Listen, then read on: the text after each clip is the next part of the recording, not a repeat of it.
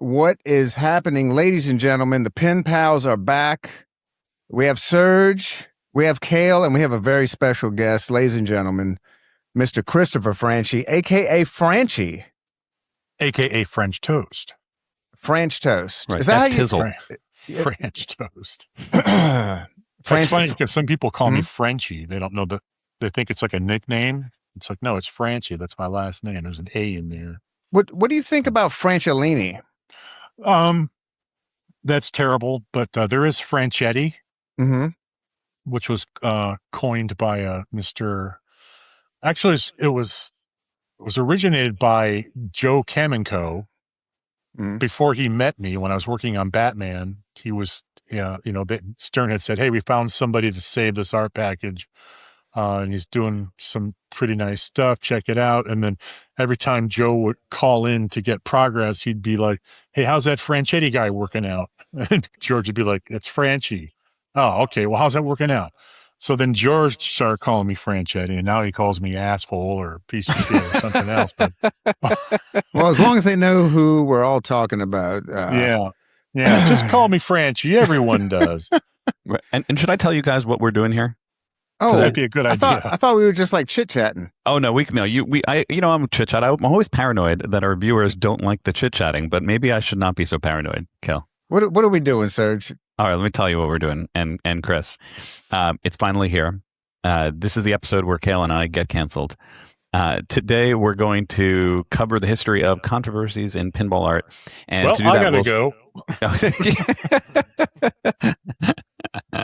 So we're gonna show a lot of crazy and highly offensive pictures. So there's the trigger warning for this episode right out in front, including this slide you're seeing here, made by AI. To be clear, I hope that our audience appreciates that we're willing to take some risks on this podcast and try something different and controversial. I think, Cale, that we built up a lot of goodwill with this podcast so far, and now it's time to cash in on that goodwill and use it all up in a blaze of glory. And for this very special episode of Pinpals, we're honored here to welcome our guest, Pinpal Christopher Franchi. Thank you for coming here.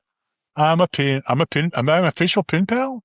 Oh, definitely. Yeah. Like definitely. You do 2 shows or what? Well, this is actually on my first show with the Pinpals, right? Yeah. Right. Well, you comment enough on our streams, first of all, to already get that status. And then coming on our show is another level. And you've done 2 shows with me, at least.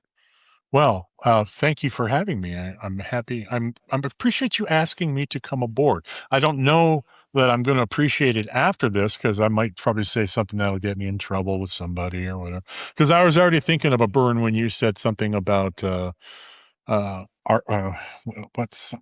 something about bad artwork, and I was going to say, we're going to be talking about, and then insert name here. I started going through the Rolodex of names that, like, who wouldn't be offended if I made a joke? And I'm like, I'm just not saying it. Yeah. Now, we should add then, therefore, that we could have done this episode live. Admittedly, we purposely did not do it live because we thought it would be safer to be recorded episode, just in case, you might give some hot takes. But at the same time, we did not show you any slides ahead of time because we actually do want your hot takes, your spontaneity in this. So is that correct? We didn't show you anything ahead of time. Cale actually didn't tell me anything other than we're going to be talking about artwork. So I'm coming in totally blind. Oh, this is great. So, yeah. So that sounds fun. I'm looking forward to this. Otherwise, I wasn't looking forward to it, but now I am. Just kidding. Well, we welcome you, Chris, here for so many reasons, not the least of which is that Chris here is an incredible artist for our viewers who don't know this, and I'm sure you all do, but you've created some of the most beautiful pinball designs of all time with Batman 66 and Guardians of the Galaxy and Beatles and Munsters, Godfather, Galactic Tank Force, Elton John, Texas Chainsaw Massacre, Evil Dead, and most recently Beetlejuice. Did I miss anything?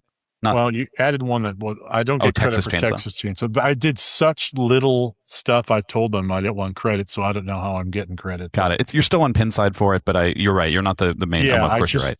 The guy who was doing it kind of bailed out 2/3 of the way up the playfield, so I had to kind of finish it, and then I had to make a couple of fixes, and I think I did the art on the apron. And that was really it, like the whole backglass and the cabinet and all that stuff. That's all him. Got it.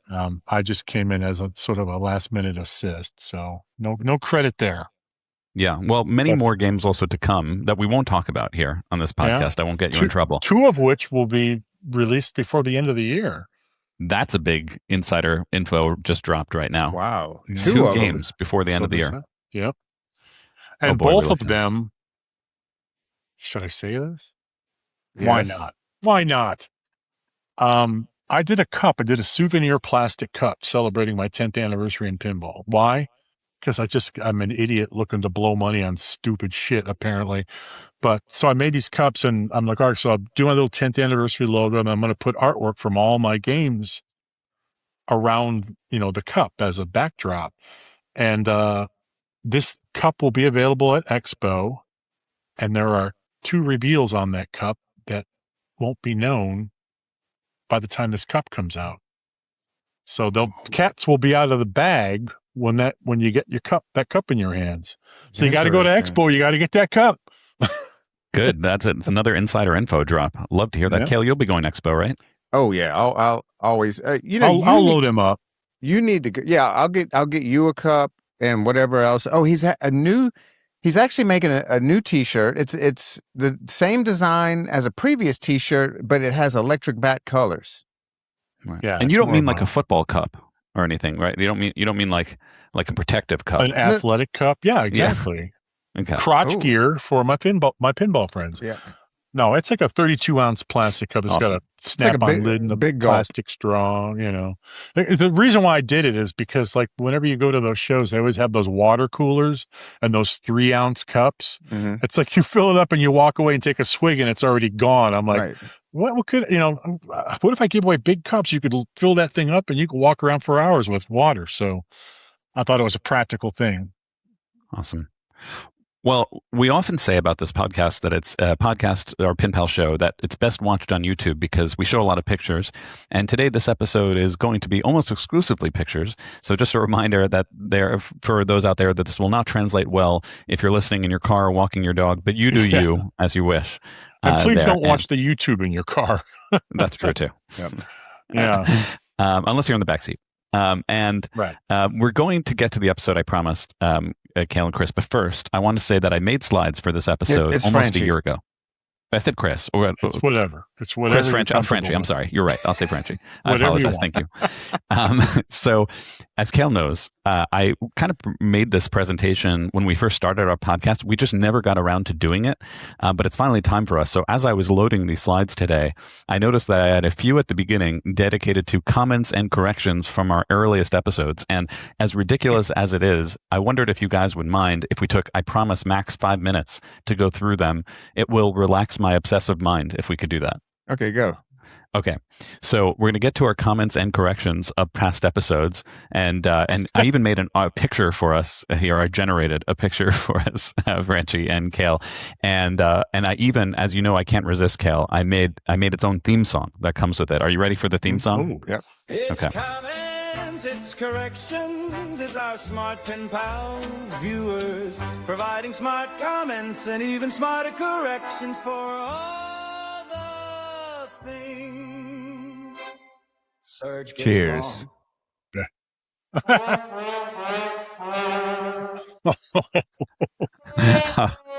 Thank you. Cale has his own one of those. No, I do. So, to get to it, Cale, on a long ago episode, you asked, what was the first Stern game with an action button? Was it 2014's Walking Dead with the Walker Bombs? Was it 2012's AC/DC Cannon? Turns out I wasn't even close. Jurassic Jonas, a friend of the podcast, pointed out that it was 2001's Austin Powers. That was the first Stern game with an action button. It shoots the cannon that does have a striking similarity to the mech in Walking Dead, I'll say. So I wanted to mention that as an important correction and also a fun fact for us. Agree? Nice. And it also has a toilet. That's so true. Yeah. Another toilet shot. And you know what? In the comments, chat, name all games with a toilet. Yes. I wonder if I like that's my trivia. I don't want to ruin the trivia. So is that a remold of the old Data East toilet? If anyone Like the knows South them? Park. Oh, you said it. You're ruined. Right, I was trying to avoid that. Yeah, is that Yeah, a South yeah, Park There are other toilet? toilets. I don't think it is because I think the South Park one is bigger than that Yeah, one. I don't remember. I don't know if I ever saw the South Park game in person. Yeah, it's got a turd coming out of it. That's so true. Mr. Hanky. Mr. Hanky. And on the point about action buttons, if you're curious, the first game, I believe, with an action button was Williams' 1990 Riverboat Gambler. Oh. And then Bally Williams made Black Rose in 1992. and that has an action button. And then, of course, there's NBA Fast Break in 1997, also with an action button. So that's my first correction. Anything other things you guys would want to add to that? Wow, you were really wrong. There was 4 corrections. Well, no, it was the question was the first Stern game, not the first action button game. Is that Fast Break floating? Like, where's the legs? What a good! It's on. You're right. I think it's on a what do you call it? A dolly. It's on a hoverboard that way. All right, I've got another quick correction for us here. And the next correction has to do with mystery awards. On episode 7, we asked what Stern games, modern Stern games, have no mystery award. And I gave a list here. And then our very smart viewers pointed out that there were 2 incorrect things here. Our hawk-eyed viewers spotted 2 incorrect things. So first is DJ283 that said, hey, Turtles actually does have a mystery award in the pop bumpers. It's called Picto Pops, and it gives you a mystery award. And they are very much correct, and I am wrong. And then Dustin Goldberg, a friend of the chat and a top 100 tournament player in the world, pointed out that Jaws also has a mystery award, Quint Shack. So it's really very few modern Stern games that lack a mystery.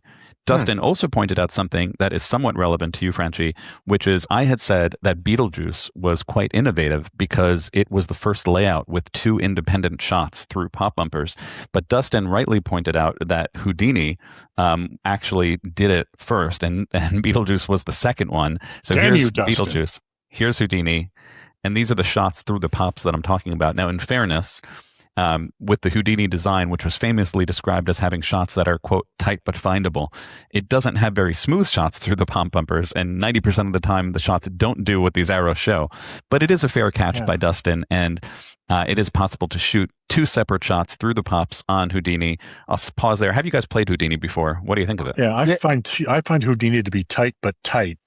That's what I did not have a good time. I wanted to buy one when it came out. It's like everything just appealed to me. I liked the art, I liked the game and all that. Me and my daughter went and played it. We played it for about 30 seconds and drained 6 balls and went, well, moving on.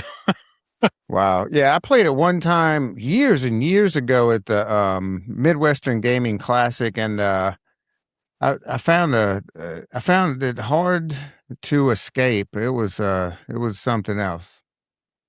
Yeah, I would say my own opinion on it. I agree, it's beautiful artwork. I actually like the theme. The mechs in the game are amazing with the cannon that fires it. The code is really good in the game, but the layout is just not, and that just destroys the game for me. And it was just re-released.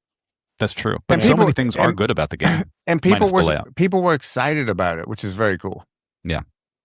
So that's it for the corrections. I have one comment here from Abe Flips, and then we can get on to the episode, I promise, which is, Cale, you and I were talking about how to best approach the skill shot in King Kong, and Abe Flips responded here, and I wanted to show his comment that I had saved as a slide here, which is also supported by the designer, Keith Elwin, who does a little palm plunge kind of thing, or what he's describing, how he's describing it. So anyway, nothing else to say that, but Abe Flips, dear friend of the show, points out a good strategy here. This was for the dead shot. Correct. Deadeye skill shot challenge. Yep. Now Keith told me to palm plunge it. Right. This isn't actually a palm plunge, right? This is like pulling the plunger back and then check the scale and all that sort of thing. So this is Keith another way versus Abe. Correct. But Abe made a whole movie about how to do things. Yeah. You know what? Try both. Try both. Try both. So I wanted to show his as he says with the palm, it was never that accurate for him. All right. I have wasted your guys' time long enough. Should we get to the episode? I was about to leave. Yeah, this was nice. It was a nice amuse-bouche, if you will. It's an appetizer. All right. We're going to get to it. Now let's get to it. No more nonsense. I forgot, what are we doing? All right, let's talk about it. I was thinking about how to do this episode on pinball art controversy, the history of it. Mm-hmm. And it's a tricky thing, and it's worth giving some preamble here before we get into it. First, why are we actually even doing this episode? Don't I only talk about pinball rules here? And I'll tell you why, my why first, Cale and Chris and Franchi. But feel free to add it from your perspective, because I'm curious about, are you interested in the subject of like the history of art in pinball and the controversies it's had? For me, I think it's interesting. And I think going through the history of pinball art controversy is in many ways a reflection of the history of America over the past 100 years. Everything from our changing cultural views on race and sex to the use of AI in art more recently. And I love America. I don't care who knows it. Cale and Franchi. And pinball art, to me, reflects the story of America. Perhaps for me, more than any other type of media, you can look at pinball art in the past 100 years to see, what did we care about as a country? What mattered to us culturally? Now today we'll focus on the controversy part of pinball art because that is particularly salacious and titillating and interesting, and it reveals some of the darker parts of our culture. But I think it's important to look at those two. I'll pause there. What do you guys think about that? Cale, you're the co-host. No, you go ahead. You go ahead. Oh, you want me to step on the mine first? No, I don't know. I mean, I guess, pinball art's different for everybody. I don't see it as a reflection of our society and what's going on, because I certainly don't take any of that into consideration when I'm working on something. But like I said, to each his own. I see it more as a barometer of what's acceptable in the public. Like, because obviously we don't do big, what did I call them? Doorknob nipples, on women, anymore. And there's no, I'll be showing some of that cheesecake. There's no beer, as buttoned down and tight as we are these days is definitely reflected in pinball art packages, because if you try to be daring at all, and at times I have, you get the shit kicked in your face real fast. So I do see it as that. But mostly I see it as especially on a pinball machine, there's so many surfaces. It's such a great celebration of pop culture, because if you're into something, if you're into, I don't know, what came out recently, Beetlejuice, you've got the backglasses, the sides of the back box, sides of the cabinet, front of the cabinet, playfield, so many things to look at based on something that you hopefully enjoy. Where no stone goes unturned. God, I said stern. Now I'm going to get fired. But yeah, that's what I see it as. It's just, I also see it as work. It's how I feed my puppy. But yeah, as far what did you say again? well, we'll get to it. I'll show, I'll get your hottest takes when we look at it. I don't know, Cale, do you want anything? I was just talking about basically why we're even looking at controversies. I 100% agree with both of you guys. So deal. Let's do it. I knew he would do that. Right. I knew he would do that. We're just going to be bookending him the whole show, Serge. Let's do it. So the next part of the preamble, I thought that's probably worth explaining my own personal biases right out of the gate, because I made up this episode and I put together the slides, so I feel like I should give my own biases out, and I'll give you two that I have. The first is that I personally don't believe in using modern morals to judge people that made art a long time ago, in some of these cases decades before I was even born. So we're going to see some offensive pinball art today, and we could judge the art, of course, and point out how offensive it is, but I won't be judging the person who made it necessarily, because times change, and one day, I'm sure future generations will say how we were all monsters. I love a good steak, and one day they'll find out that cows are smarter than humans, and I'll be a monster. So how do you feel about that point? Like judging past art based on current mores? So to me, is this my turn? So, yeah, please. Well, I grew up watching Looney Tunes, Heckle and Jekyll. So, in the great American South. So, I've seen some offensive stuff, and nothing really bothers me. But yeah, we're getting into interesting times where and I think you need that disclaimer, because we are going to see some stuff that is going to offend some people, and we're deeply sorry. But strap in; it's going to be a good ride. Right. As you notice, I'm giving more caveats than I usually would, before we get into things. And maybe it's a bit of hesitation, but maybe just my second bias there is I'm also kind of the kind of guy that can enjoy art no matter who created it. Like if you told me Genghis Khan was a good musician, I might check out his songs. Is what I'm saying. Like he's done a lot of bad things, but he's a good musician or whatever. Oh, I get others. You know what Serge is? He's that friend where like some girl fucks you over and he's like, well, she didn't do anything to me, so I'm going to still be friends with her. You dick. You know what? It's funny you say that. Like, I have been in relationships before where this has been an issue. So, for example, like I would like going out to see the latest Roman Polanski or Woody Allen movie. You know, it doesn't mean I agree with their personal life choices, or that they're good people, but they make a good movie usually. Sure. You know, and some people just can't get past the artist's personal controversies, and in some cases, more than controversies, even crime or alleged crimes. But I really tend not to. I don't think those people are wrong either in how they view art. I just don't think that way. I'm curious, how do you guys see art in that way? Do you separate from the artist? If you want to equate that to pinball, I don't see anybody setting their Ghostbusters on fire. Well said. You know, it's like you kind of like just go, he did what? Okay, well, I'm just going to play my Ghostbusters pinball machine designed by, I don't know. Right. It does have a wide flipper gap, though. You just kind of, but it just kind of, you know, people conveniently forget things when it's convenient. You know, it's like, you know, if some creepy, you know, PETA ... design something, but you enjoy the game, you're just like, well, whatever, you know. Hey, what's the old saying? Like, enjoy the art, hate the artist. Like the player, but not the game, or the other, you know, hate the game. Something like that, yeah. Well, even I'm a hypocrite, though. Like, I separate the artist and the art myself, generally, but I'm a hypocrite. Like, I don't listen to R. Kelly music anymore.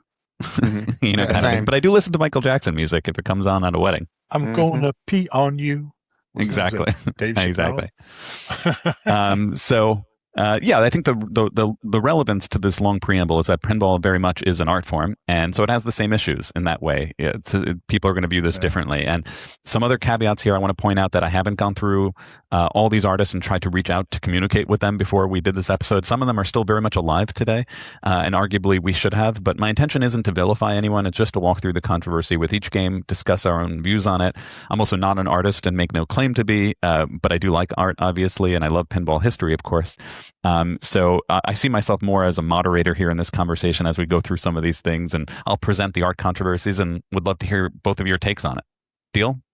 Yeah, deal. I'm actually excited about this because even though I've been in pinball for 10 years, there hasn't been a lot of time in that 10 years for me to really dig back and do a lot of research. I bought some books and stuff, but I still come across stuff to this day that, you know, I've never seen before. And you know, someone will say like, you know, whatever, the guy who does the pointy elbows for Gottlieb. And I'll be like, yeah, I remember, you know, I mean, I can't name games and all that. Some people just have this amazing data bank of crap in their head, Serge.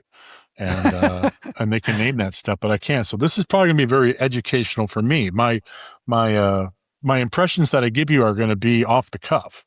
It's not going to be like something I saw before, already preconceived what I was going to say, and now I have a chance to say it. I'm just going to be looking at it going, holy shit, you know, or whatever it might be. So it's going to be fun. Yeah, and if our loyal viewers have other things that I didn't catch and want to add them, you know, feel free to mention them in the comments or the Discord, Electric Bat Discord, and we're happy to maybe do a second episode if we survive long enough. That's what I love about this community and the internet, is that it just opens the door to all these people. You can present something, you know, and like, you know, back in the early 80s and all that, you know, we didn't even have the internet to present anything. We just had to like hang out with our friends or meet up at the record shop or whatever. But now you can talk about this stuff and people will add to it crap that you totally forgot about or didn't think about. And it just turns something, you know, you're pushing the snowball down the hill, but everybody on the internet is going to see that ball down to the bottom of the hill. And we're going to get so much information at the end of the day. It's going to be very cool. I'm excited. Deal. And the very last thing to show before I get into it is just sources. Here in this case, I took a lot of photos from IPDB, so I want to give them a shout out of appreciation. I got some of the images from Pinside, of course, so thank them as well. And then there's some article in Dogford Studios about problematic pinball machines. And I also cite a published research article from somebody's thesis about sexualized female images in pinball artwork. Oh, no. Wow. There's a whole link on Dolly, and Nudge Pinball did a whole article on Python Angelo. So I used a lot of sources, and I just want to give them credit up front here. Okay. Next thing. Now let's get into it. I thought how to go through these controversies. Like, I could go through them chronologically, but I thought it would be more fun to do this by randomly assorted categories. And so here will be our categories of pinball controversies. These controversies will involve racism, sexism, violence, and just assortedly the dreaded licensing issues. And there will be controversies of copying art from other human artists, but there will also be controversies of copying art from the robot artist of AI. We will cover all the sorted topics together. And if we get canceled, Cale, and our viewers revolt and unsubscribe, I will accept it. It will have been a short and beautiful run. But let's see if we could use this goodwill that we built up on our podcast. We're already so committed. Okay, let's do it. You guys ready? We're not making the news, we're reporting it. Right. So I thought I'd start out hard out of the gate here with racial tropes. Cale, previously you had wondered if we're going to go too hard out of the gate here with this review of Pinball Arc. And my response is yes, we are. So let's go to... We could have started off with typos. Instead... All right, Serge. You're absolutely right. We could have, but let's do it. Let's get right into it. Let's just dive right into the waterless pool. In the middle. All right. So the first I wanted to show was Dicebox. It's a game from 1933. It's an early pin type game before they even invented flippers, which would happen later in 1947's Gottlieb's Humpty Dumpty. But my question here with this sort of racist imagery is what do you guys think is the right thing to do with racist imagery of the past? Should it be destroyed, buried, hidden away? Should it be put into a museum? Should it be put into a pinball museum? Should you have it in your arcade, Cale? If you like this game or whatever. So I'll stop there. I would love to hear what you guys have to say about that the first thing that came to my mind is who has this thing? Do you know there is a collector who collects, and I forget his name, I apologize, but brought like flipperless games to the to Expo and often does. I don't think he brought this game necessarily. I've never seen this. But he has a lot of flipperless games, and it's hard. You could find these sometimes in museums too. And there's also there's a museum of intolerance. It's called the Jim Crow Museum of Racist Memorabilia in Michigan, and their perspective is that you could actually use items of intolerance to teach tolerance. That way to see how far we've come from those old days of segregation and stereotyping and that sort of thing. So, sure. I don't know. What do you guys think? Cale, would you have this in your arcade? I would not. I wouldn't. Because there's no flippers. Yeah, there's no flippers. Does it take money? It does take money, I think. Oh, well, we'll have to talk. But no, I think it is important to keep this type of stuff around. I'm not down with destroying this or books or anything like that. It's a piece of history, and I don't know. What do you think? What do you think, Franchi? God, I'm afraid to say the things I think because I don't know. First of all, that the image on the left, like up in the top corner orbits, is like that artwork's even worse, and I can barely make it out because it's so pixely. It's not on the bigger image, but I'm kind of torn. I don't think things should necessarily be thrown out because they're offensive. Not because, hey, let's keep it around and offend people, but like you both said, some people need examples of what needs to be changed, why it has changed, how far we've come. And sometimes I wonder how far we've actually come because things seem to be slipping back these days into more division. But,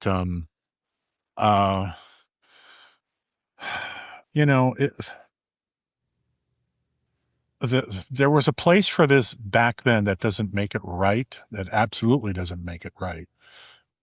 This was acceptable at one time, but it's by no means acceptable now. But we thought you should see it because this is a part of America's history, especially now, 250 years old. Well, we've come a long way. And there was one time where this was perfectly acceptable, separate bathrooms, separate water fountains, all of that kind of crap. So to destroy it is to destroy the evidence that it once existed. The other thing is that if you let it go, will it just slip into the past and disappear? So I'm on the fence. I can't decide one way or another. I hate to do that, but I see pluses and minuses to both things. I mean, not that with something like this there's any plus, but, for educational purposes, there's a value. but I also see a value in incinerating all of this stuff and everything that goes with it and trying to move on as a culture and unify, I mean, there's so many different cultures and nationalities and religions in this world. And these days, it seems like more than ever, there's walls around each one.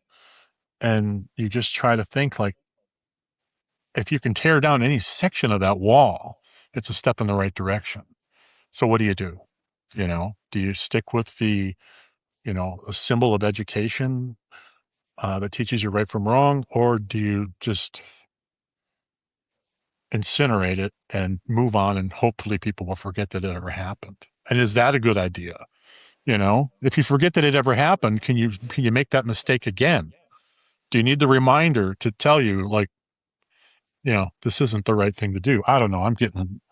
That's probably way more than you guys are barking for. No, I was purposely being quiet because I wanted you to speak, and that's what we like to do. Speak your mind. Cale, sorry, what were you going to say? No, that's what we're looking for. I mean, you're talking to a Hispanic guy that grew up in the South, in the very rural South.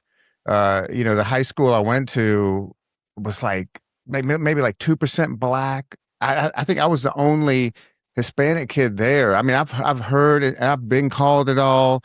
I've seen it all. And wait, you're Hispanic? I'm leaving right now. Yeah, but I mean, I think it's an important reminder. I mean, I'm 50 years old, and I had to live through a lot of racism. Yeah.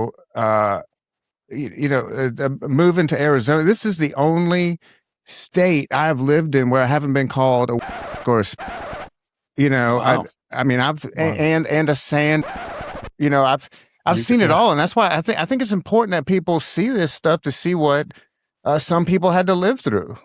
I think that's the most valued opinion of the three of us, because I've not lived through it. That's one thing I was thinking when you started talking was like, I'm talking about like the N-word and rap music and all that kind of stuff. And I'm like, I haven't experienced any of this, so I don't really know. Who am I to say, if something disappears, are we better for it? Because I'm on the outside looking in. So I think your opinion, it's good to know. It's good to know that, like you said, you being someone who's experienced this, think it's important to have it around as an educational tool. Sure. Well, let's bring this into the next game then on this journey of this category of racist tropes, which is, this is from the 1930s, but now we're going into the 1950s with Gottlieb's 1951 Minstrel Man. And for background for viewers, not all of whom are American, by the way, we have viewers all over the world. The term minstrel itself originates from a medieval entertainer that was later used to describe these blackface minstrel shows in the United States. And so these minstrel shows were a form of entertainment where performers, at first, actually, they were usually white, and they would blacken their faces and perform songs and music and comedy acts and the caricatured black people. Perversely, then, later, black performers also acted in the minstrel shows, but they also used blackface because it was the only way they could break into show business. And they would sometimes imitate white performers who were then imitating black people. And so it's there's a lot of history there for those who don't know it. Here's it lit up on the backlight here. Anything else you guys would add? I mean, I know you already had a conversation about it on just once before, game before. Maybe an important note. I mean, this was the company that made this was owned by a Jewish fellow, Alvin Gottlieb.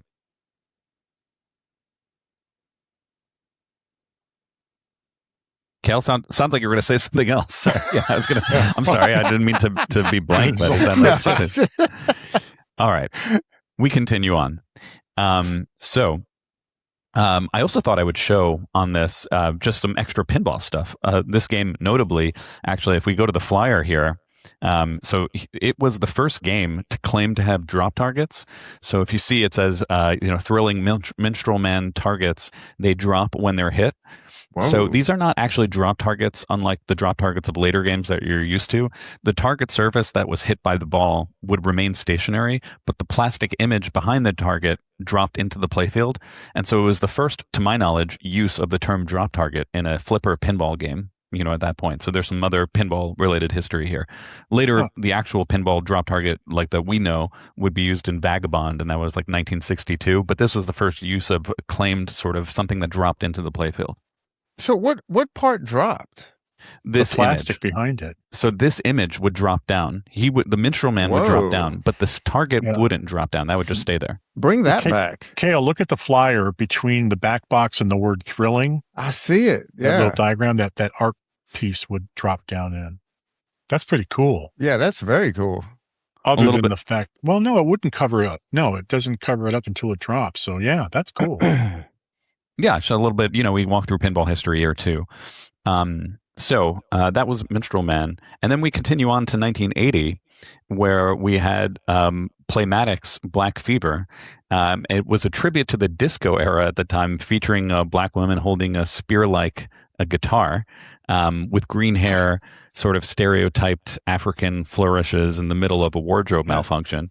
Right. Just noticing that. You just noticing that, right? Playmatic was actually, just for the history here, was a Spanish manufacturer of pinball games. Wow. They produced 63 different games between like 1968 and 1987. And I also don't want you to think this issue is an America thing. And by the way, if you think racist caricatures are an issue in America, you should see how Europeans sometimes think of American history, that way. Yeah. But I'll pause here. This would be really cool if they on my changed the wall. name to Disco Fever. Wouldn't it be very cool on my wall? You would hang this on your wall, right, Cale? Do you think I would? Let me see if I think if they change it to Disco Fever. Oh my God! You did it again, Cale. Is that too much? I can tell the story about this. All right, now I'll be quiet while you tell the story. A friend of mine who is a collector, and I don't have that hidden for any certain reason. A friend of mine. What else is behind there? Nazi posters. That's my Mussolini napkins. A friend of mine who's a collector knew I wanted this game. I wanted the Black Fever because I thought it was so cool. It is the only pinball machine that has an 8-track in it. And he heard me talking about it, and he was like, I have a present for you. And he gave me the Black Fever back glass. And he said, and this is for if you ever find the rest of the machine. So I have it framed on my wall back here. Oh, wow. That's a crazy story. I think if they took the tropes off, the neck thing and all that stuff, and they just changed it to Disco Fever, this would be pretty cool. I don't know why they had to go like, no, let's ruin it by making it racist. At least I think, just for the reasons you pointed out, that one central character right in the middle just kind of spoils it for everything else. Because the girl singing in the background looks fine. She looks like a funky diva. It's just that one in the middle. But, yeah, that's a shame. All right, yeah. How are we doing, guys? Are you getting the theme of the episode? The episode now, absolutely. Get off this racial stuff if we could. All right. Well, I'll tell you what we'll do. We're almost done. I'll get off of it. Well, at least I'll say that characters of black people were not the only offensive imagery in this category of pinball art controversies. There is Bally's 1974 pinball machine Boomerang, which characterized the Aboriginal native people of Australia. Here. And then in the native people of America, of course, as American Western themes were popular on pinball machines throughout, especially the 50s, 60s, and 70s. And so as such, there are lots of, let's say, problematic descriptions of Native Americans on pinball machines, which might give modern collectors pause. I'll show a little bit here. This one in particular, this is Big Indian, 1974's Gottlieb game. This has an interesting history because this game actually went through several name changes. It was originally called Big Brave. Then it was called Big Chief, then Big Engine, not Indian, but Big Engine. And then sampled games were produced with early names like this. And from what I read, the Native American employees in Gottlieb's wiring and assembly plant in South Dakota complained about this. So the name was changed again finally to Big Indian, which stalled production for a few months. Darren. Can we go back to the other game? Sure. You're right. I should pause for each game. Yeah. This center with the spinner and the pop bumper, man, bring that back. Oh yeah, that's an interesting, an off-center spinner into a pop bumper that so would cool. put it around a while. Yeah. I'm trying to. I can't see anything offensive about this one. That was going to be my next comment. It looks like a representation. It's like the blackface ones. I mean, that was making fun of. There was, visual racial slurs. I don't know what you call them, racial visuals. Whereas this one just seems like more of a representative of that culture, except for the guy's face, like he's taking a shit there. Not that that's, but we all do against, that, right? Yeah, not that that's against his not religion, but whatever this is. But I mean, to me, basically, this just looks like I don't feel this is racist or against any sort of culture. I think it's just a representation of it. Unless I'm missing something, is there any words or anything that looks offensive to me? I don't see anything. It's just all typical pinball talk. I agree with you, Chris. I don't know if this one fits. Okay. What do you say? Question, what do you say, Serge? Fun to show, though, right? Do we need more of this in pinball, like of other cultures? Oh, I love that personally. Yeah, I mean, to explore different things, different parts of the world, and something that's positive and just reflects, that how come culture? Haggis didn't remake this game instead of they should went with Celts for their first game? The nerve display. That way. Because nobody would buy this because it's not a license. That's why. Yeah, that's true. If you need an unlicensed property, consider the Aboriginal people of Australia. Is what I'm saying. Learn the lessons of the Galactic Tank Force. That's right. That's right. Ice cream in space. Yeah. Okay, beautiful art, though. All right, moving on. All right, so we went through this one. I'll show one more, and then I'll move off this category, which is Comet. This is a 1985 Williams game by the artist Python Angelo, and I promise we will get to Python Angelo later, as has its own category almost.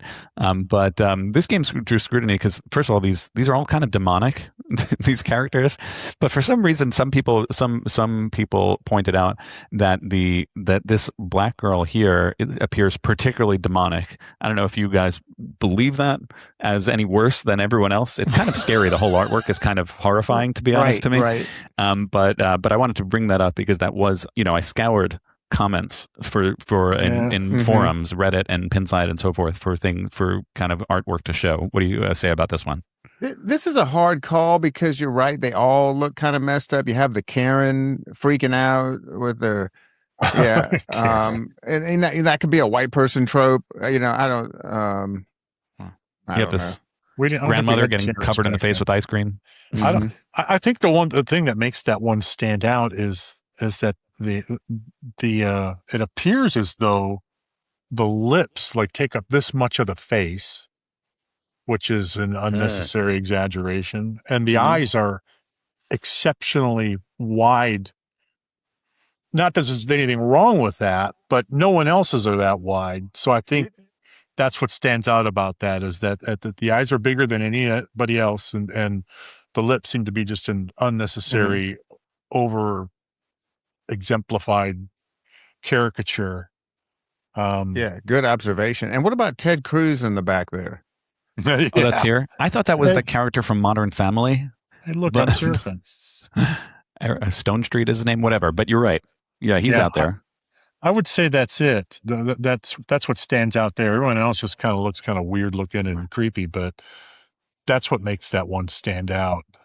Well, we're going to learn a whole lot more about our friend Python. Oh, I promise. Oh boy. Yeah. Are there any dicks on this roller coaster anywhere? You'll see some coming up. All right.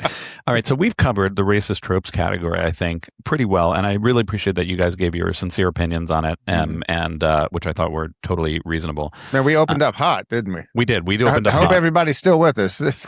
All right. Now, in continuing on a hot streak here, let's go to the Nazis. All right. There is surprisingly no shortage of Nazi stuff in pinball. And I'll show you what I mean in no particular order.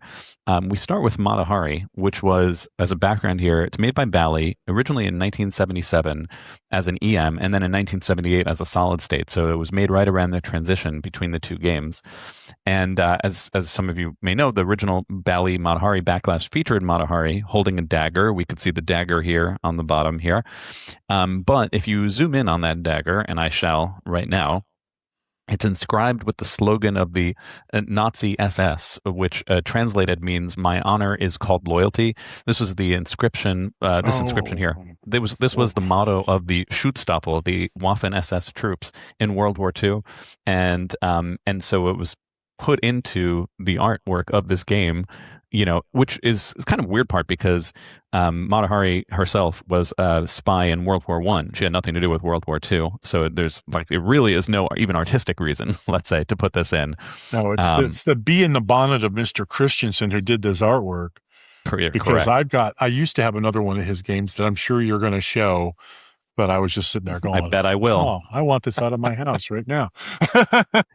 Yeah, and as you could have guessed, there was an outcry against the backglass, and that forced Bally to remove the slogan from future production models. So all the EMs, which were made in 1977, Bally let it go in the first place? People. Well, you could tell me better, of course, Franchi. How much are these people checking their work? I don't know back then. I know now. I mean, holy crap! I'm working on a project now where every little fingernail is getting scrutinized by the art director. I can't believe someone there was. I mean, it's not like it's hidden, or I didn't notice that, like if you're drawing, 8 million people in a crowd and some guy way in the back looks like Hitler. This is pretty obvious, and I don't know. It's also possible they didn't know what it meant. Even if they saw it, they said, "Okay, it's a dagger with writing." Well, you find out. That's fair. You don't just put it out Google. there. They didn't have Google. Yeah, it could say something. I mean, not that what it says isn't offensive, but I mean, if there's anything worse than that, if you don't know what it is, you're just, fuck it, just put it. Go ahead, whatever. Right. I'll tell you who probably gets what this is Abe Flips. You're a fan of the show. And I was working in an art package a couple months ago, and I had put some Asian writing on it. Chinese, and the licensor wanted. They didn't not only want just a translation from me, like what does that mean? I had to type it into Google Translator, screen capture the thing, and then send it to them. They wanted to be sure exactly what that stuff said. So that's crazy that this stuff got yeah. Through This came from a different time. Huh? Yeah. Yeah, and I appreciate you sharing that kind of real world insight to dealing with licensors and how closely they look at their games. And they probably didn't look at it as closely back then. And, as you mentioned, the artist here, the artist here was Dave Christensen, and we're going to see his name pop up in a lot of these controversies more than once. As you know, Dave Christensen, he loved to slip stuff past management, and he was quite good at kind of hiding stuff in his artwork. Maybe not this one isn't so hidden. Yeah, what's crazy is actually a lot of these games with the dagger inscription were shipped to Europe and Germany in particular. And there are stories back then of the trouble that the German distributor got into as a result of selling these machines, because of course they have laws against this in Germany. Right. And then on the this is the solid state version where they eventually removed the inscription off of the dagger. So you'll see kind of the EM version has it, the solid state sometimes has it, sometimes don't. Kind of separate question here. Which one do you think is more valuable as a backglass or as a game? Well, I would rather have the solid state regardless. I'm going to say this one because there's probably less of them. Yeah, I think you're right, and I don't know the answer to that, but I think usually when they catch a mistake, it's like, well, we already shipped 5,000 games, so we'll fix it for the next 300. Yeah. And Mata Hari, by the way, one of the better one of the better symmetric layouts, along with, let's say, Spanish Eyes, and you have Knight Rider, which is kind of symmetric, Cale at that. Yep. But that has nothing to do with this. So that's my first thing to show. Shall we continue on with the next example? Yeah, absolutely. And actually, Franchi here well predicted what I was going to show next, which is, of course, Captain Fantastic. There it is. That's right. And this was Bally's 1976 game. They made over 16,000 units. It was the most successful EM flipper game ever made. It's currently at number 10 of the most produced games ever. And art is by, you guessed it, Dave Mad Dog Christensen here. And there's actually a few controversies surrounding this game, this Captain Fantastic Elton John game. So there's a lot of risque details, but also an apparent image of Adolf Hitler. Now, Franchi sounds like you know where he is already in the artwork. Cale, Yep. do you know where he is on the artwork? Do you want to do like a Where's Waldo eye test? Who are we looking for? We're looking for Hitler. We're looking for Hitler. Can you find Hitler? I'll give you like 5 seconds. I won't. Oh, yes. Right under Ring Them Bells. Oh, you nailed it, Yep. Cale. You nailed it. So zooming in, Ring Them Bells. Here we have Hitler, and I'll zoom in again, on him there. So notice, first of all, he's wearing an Iron Cross, which was a German military medal for bravery. Actually, in isolation, an Iron Cross isn't about necessarily the Germans. You could see it. Bikers have it. Skateboarders sometimes have it. But if you put it on a guy that looks like Hitler, I think we get the message. That's the point. Yeah. Right? So I don't want to judge the just meaning. all Iron Crosses, in other words. But All right, I'm going to kill somebody. oh yeah, you work on that. I never know how to. Cale, I think, once tried to tell me how to do it. That's the friends and family. Right. I just don't know how to shut it up. Put it in a drawer somewhere. All right, I'll let you work on that. There are some other less controversial Easter eggs in this artwork, though, that I'll point out, somewhat less controversial. So over here, in the three-piece suit, we have Tom Neiman, who was the head of marketing and sales at Bally as the three-piece suit. We have Brutus here is the different artist, Paul Ferris.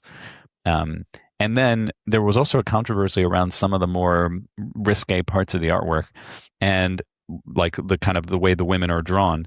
And the controversial elements there, all of these were a surprise to Bally management, and they had to react. There was public pressure because it was such a mass-produced game, so they had to censor the art. So Bally did a really weird thing here, is they created a new art version of the game where they added silver mirrored stars to obscure the objectionable parts here, and they created two versions of the backglass. So I'll show you here as an example. So you notice here on the left are the uncensored versions. On the right is backglasses with the stars they put on there. But the stars are just like all sorts of random places. They just put a star here and there. For example, I'll show you another one. Yeah, I love that one. Yeah, here's some missing stars there, and there's the stars, on that right side. Yeah, thank God that star's there, because now I can't tell that she's reaching behind her. Cale, what do you say? Did you catch the other Nazi in there too? Oh, is there another Nazi? Well, let me see. 1 second. Let me go back. You got to go back to where you first showed the stars. Oh, first star. Okay, 1 second. I'm sorry. Not right this. there. No, not there. I think back. Not that. No, right there. Look above the two lightning bolts, dead center. Oh, you know what? I missed that, actually. wow. Yeah, you're not kidding around, actually. That's a great catch. And thank God those stars are there. That right, Cale? Mm-hmm. Yeah, see, because I can't tell what's happening there. But no stars over the doorknob nipples, though. Like, Yeah, that's fine. Is there a star over Hitler? No, there's no star over Hitler. Okay, well, you win some, you lose some. Yeah, there's really no stars over anything. That's offensive. Yeah, so we got some stars here. I'll show you even one more. Here, this guy had like a middle finger out, I think, and they put a star over the middle finger. There kind of was a star there already on the original backglass, but they made it bigger and put it over there. So you see their kind of weird direction they did with this that way. And nobody was around checking this. It's just insane. Yeah. If that was the case now, the crap I would slip into stuff. I mean, it wouldn't be offensive Nazi shit, but right. I know you slipped in like on Beatles, like artwork of friends and people you like, including Rachel, right? Am I crazy? Rachel's, yeah. Sadly, Rachel's very small. Just to probably get a magnifying glass out to show people that she's in there. Like, look right there. My daughter's in that game as well. It's tough to sneak people like their actual faces into things because you don't have an opportunity to just bring in random folks, to some movies. It's just the cast of the movie and that's it. Right. But I do want to usually get my dog. My dog's pretty much been on every game for the past 5 or so games. Yeah. And I think artists sneaking things into our work is nothing new, that way. It's just what you sneak in can be problematic. Mm-hmm. Yeah. I try to, I try to, do some nods to friends and stuff. There's podcasters and stuff in there. Yeah, there's plenty of stuff coming too. Ooh, exciting! Yeah, I had some pretty good opportunities recently, and there's some pretty fun Easter eggs coming. Cale, would you own and operate Bally's Captain Fantastic? No, because it's an EM. Oh yeah, I'm sorry. Not yeah. That's a good point. I would say no because it's a pile of shit game. Yeah, it's bad rules. By the I way, owned it I and I just don't hated want it. You know, here's some trivia for you. You know who owns my Captain Fantastic right now? I do not. Carrie Hardy. Steve Ritchie. Whoa. He bought it off me. I have Steve Ritchie coming up in a video on towards the end here too. Oh yeah, yeah. He Awesome. bought it. He was looking for one for a while, and I was, I mean, honestly, I always thought that the backglass for Captain Fantastic was one of my favorites. Not until I bought it and saw all of that stuff, because I just played it growing up, and I just thought it was, the image of Elton John playing that big, tall pinball machine was so cool. But then when I finally bought it and I played it, I'm like, this is the worst drain monster hunk of shit. Like, if it doesn't matter what shot, the double flippers suck because you hit it and it rolls through the two things, or you hit something up here, bounces off that right down the side. Like, the geometry is amazing for drain balls. Doesn't matter what you hit, it's going to go bump down the side, bump down the middle, bump down the side. I hate that game, but that's not what we're talking about. So let's move on. I hate the rules, but you're right. All right, I'll show one more example in this category of Nazis in pinball. And that, of course, is Kiss. So Bally's Kiss, 1979 game, artwork by Kevin O'Connor here. But this is not really the pinball problem. It's really a Kiss the band problem, and it's actually been a recurring issue for them for decades, because the controversy here surrounds the letter S in the game's logo, and because that resembles the insignia of the SS Nazi Schutzstaffel from World War II. And I have a lot to say about this one. Oh, I'm good. I'm glad to hear it. Well, let me pause right there. You take it from here. I don't have to say anymore. The thing I find funny about this logo is that Gene and Paul are Jewish. That's so true. Gene's mom came from a concentration camp. She actually spent time in a concentration camp. And the only reason she got out is because she became a hairdresser. The only way she could save her life and save her family's lives was to do the hair of all the wives of all of these Nazi Wow, I didn't know that. Yeah. So if anything, and the logo was designed by Ace Frehley, who is German and has been known to wear Nazi outfits. So how did Gene and Paul let this get by? How did they not see that when Ace first sketched it up on a napkin and went, are you shitting us? We're Jewish, right? I never understood how this got by, and how they never changed it, and they just roll with it, and they don't even talk about it. Like, have you ever seen an interview of them where they address the fact that their logo is two Nazi SS's? No. Mm-mm.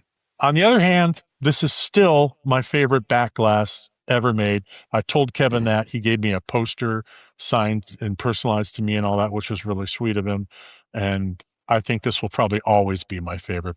I just look at, like, if you look at the area on the right, like that little stairway going up and the fire bombs and the way everything is just yellow and red because the fire's going off, and it would drain all the color out of that and just make it fire colors. And like, it's so fucking cool. Everything about it. I just love it. Yeah, and just giving a little bit more of the history here is that the design element was considered offensive, particularly in Germany, where the display of any Nazi-related symbols is outlawed. And so to address that issue, they made different versions of the game, one for the German market, which had a modified backglass where they changed those S's to these sort of S's, to kind of more non-controversial S to distinguish them. They have to do that with all their records too, and all their T-shirts and all of that. Everything, right? So it's not a pinball problem, to be clear. Yeah, everything Kiss makes, they have to do special versions for. And they should have red flag. Yeah. Maybe we should address this. Nah. Right. They not only the backglass, they had to do it with the playfield too, where it says Kiss and 4 times. And so again, they changed the S's over there and also on the the writing right there. So they had to change it quite a few places. And then of course it's not only a problem with this 1979 Bally's Kiss game, but Stern's game, too. So they also, of course, they have a topper that looks like that. They have the backglass that looks like that. But for the German backglass for Stern's 2015 Kiss, they also changed it from the lightning bolt SS, to kind of a different version there. That one looks better than those blocked letters they did on the other version. Big time. At least they're semi-reminiscent of the logo. Right. Yeah. In this case, like, I know that there's no intention by the artist to slip in anything, or at least maybe not the pinball artist. Maybe you could argue the original logo artist or whatever. But like, I kind of prefer the original. I'm just saying. Yeah, just if they were, because they always call them lightning bolts. And I'm like, yeah, but lightning bolts aren't as fat on the bottom as they are on the top. They usually come down to a point. Mm-hmm. Yeah. So why don't those do that? Why do they just look like Nazi SSs, Right. And I'm pretty sure Stern did not make a different topper also. So it'd be weird to kind of have this translate, with that topper. Right. Cale, what do you say? Anything else you would add? Oh, no, I think you guys covered it. Okay. All right. So we've gone through a lot of the intense stuff so far. For whatever reason, I chose to put it at the top. Well, at least it's out of the way. Yeah, we opened up white knuckle in this thing. We sure did. White knuckle? Why white knuckles? Why racist? Yo. All right.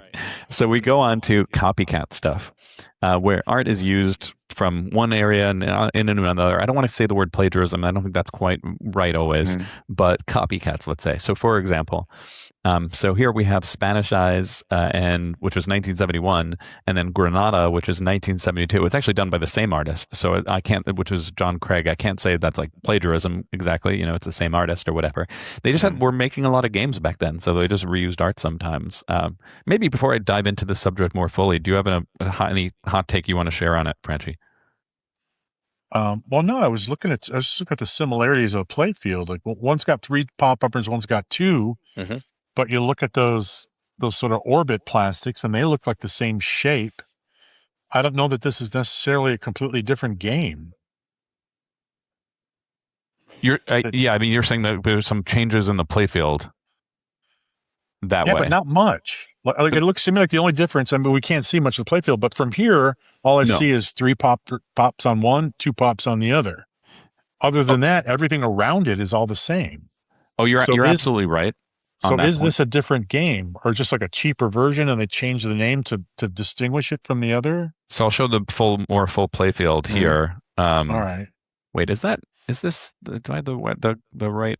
Even I'm not even sure now if that's actually exactly right. That looks like the right game. That looks like the right game. Yeah, this is the right. All right, and then I'll show Spanish Eyes has the central pop at the bottom. So they think they are fairly different layouts that way. Mm. So here's the Spanish Eyes, which has like the central saucer and like horseshoe. Yeah. And then the like low middle pop. Well, it's certainly riding on the back of the other.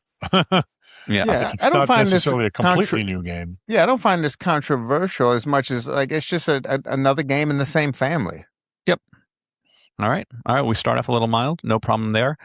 Let's go on to this example, which is this game, Williams 1980 Blackout. Now I'm curious what you think about this, Franchi. Like, just because there's extreme similarity here, does it actually mean that the artist had it up and then looked at one and then the other? Hard to say. I don't know. Let me pause. There are different types of artists. There are artists who will just sit down and they will create something. Actually, there's several different types of artists, but like in this case, there are people who can just pencil this out, especially comic book artists. Like when you're a comic book artist, like it's almost like that's what you live and breathe. And you're sketching all day long and you're practicing your anatomy and all that, to the point where when you're, Stranko or these other guys, Ditko, God, I could just go on forever. All these, Jack Kirby, you could practically close your eyes and whip up some cool dramatic pose because that's all you do. You're making these dramatic poses and stuff for comic books. And then there's people like me who can't do that, or at least it takes me a long time to get there. I like to draw from a source, I don't know if I would do something like this, but like, I would find a photograph or even take my own photographs. I do that a lot. Especially with hands. I have a hard time drawing hands, so I'll just put my hand up and go click, and then I've got some reference. This is a case where somebody used this as reference. However, what I like to do is usually change things a bit. I mean, he did obviously change the costume and all that, but like it's almost like he traced the outline of the character's body and head and then just went in and put something different on it. I personally don't have a problem with this.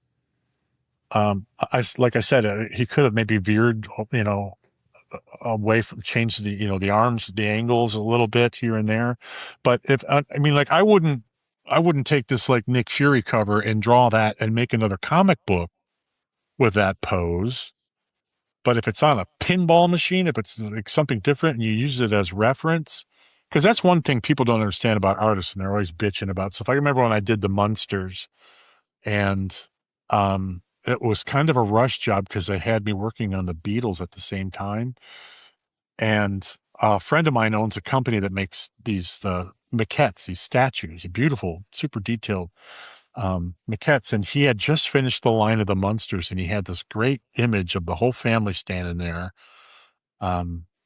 And one thing I hate is with something like the Munsters, everything that was available for the Munsters, we've seen for decades.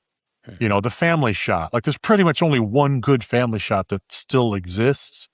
And we see it on t-shirts and lunch boxes and postcards and posters and everything else over and over and over again. Do I want to see that on a pinball machine used again?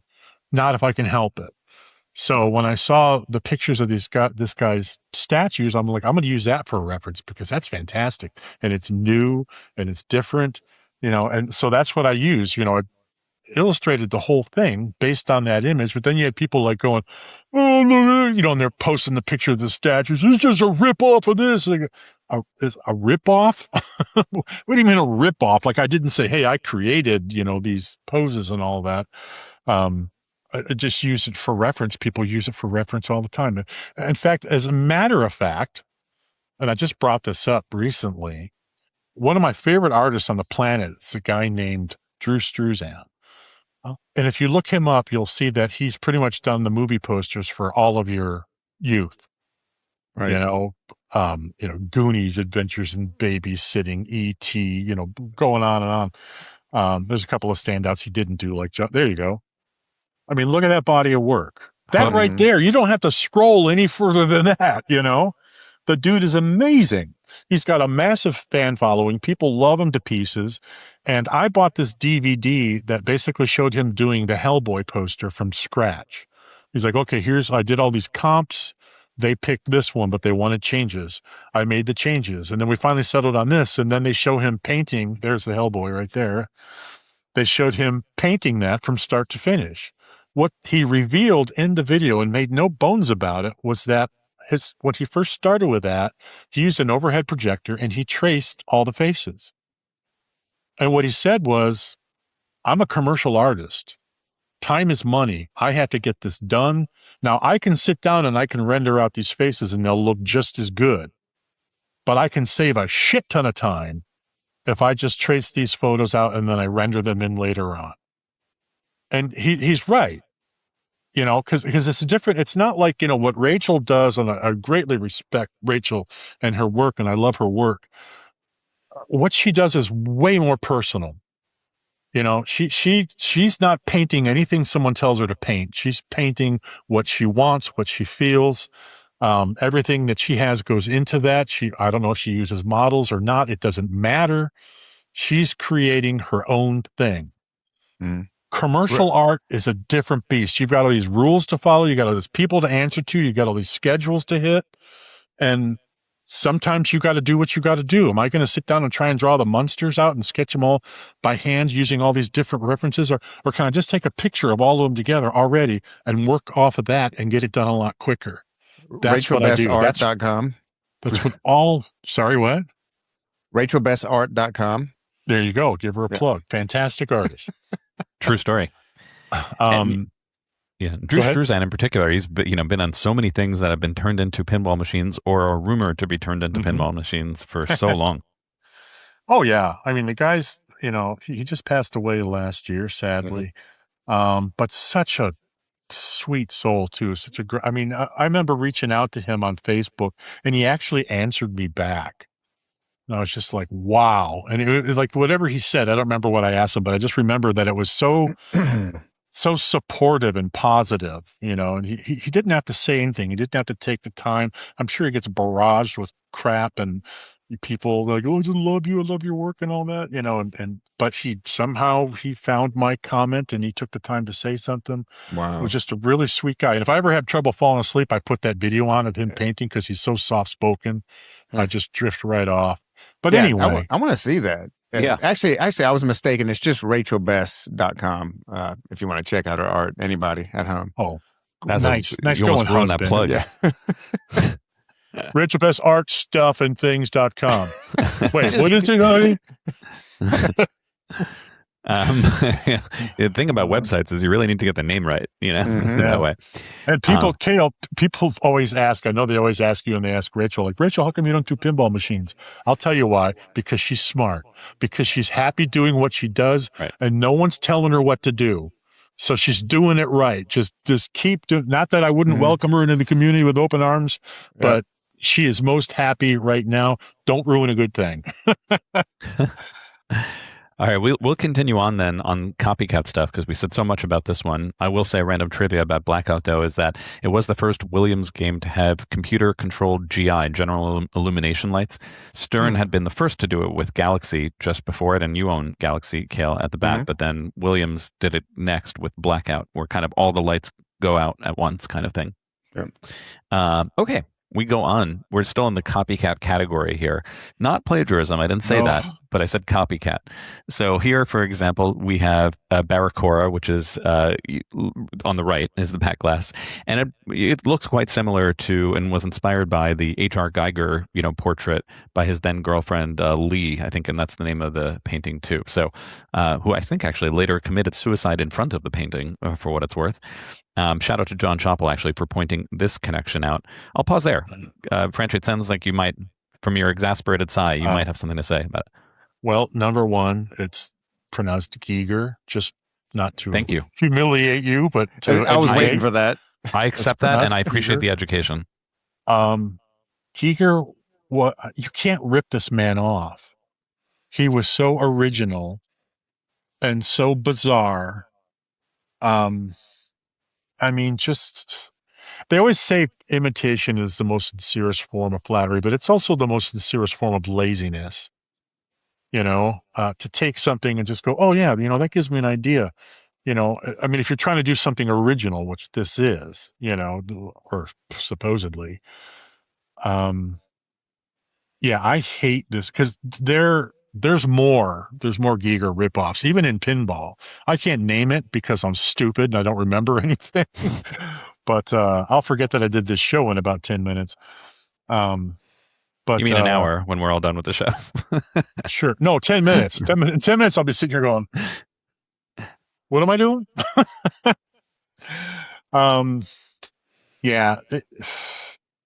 It sucks when you obviously rip somebody off. Like there's people out there in the comic book world that rip off other artists that you would swear was the other artist's work, and you're like, wait a minute, you just look at the signature, and it's like, why would you even bother? Why do something for a living when you're just completely plagiarizing somebody else's stuff, even down to the point where the style of artwork is stolen? I'll just never understand that how anybody could have any pride in what they do. When they do that. And I'm sure this artist would justify by saying like he's changed it enough, and there is considerable changes here, but it's like when you just look at the two, you see the similarities. But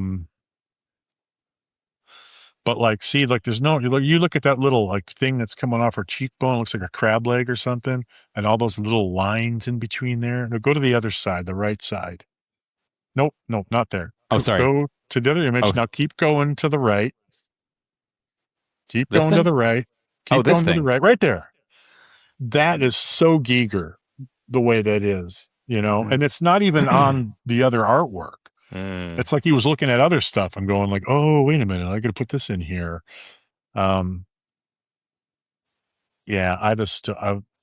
This is just sad. Well, I love that strong take.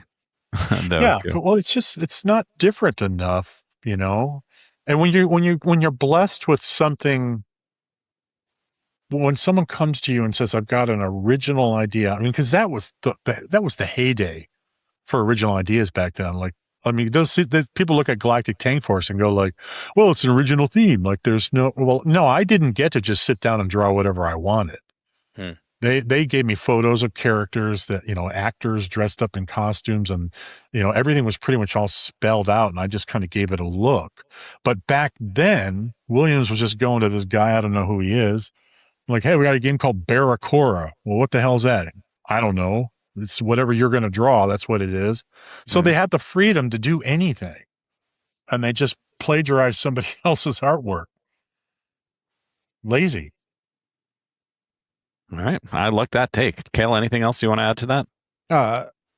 No, I mean, this is an obvious ripoff, and, I know, like Franchi's saying, the artist would say, well, this is an ode, this is in celebration of Giger, but, yeah, it's, do better.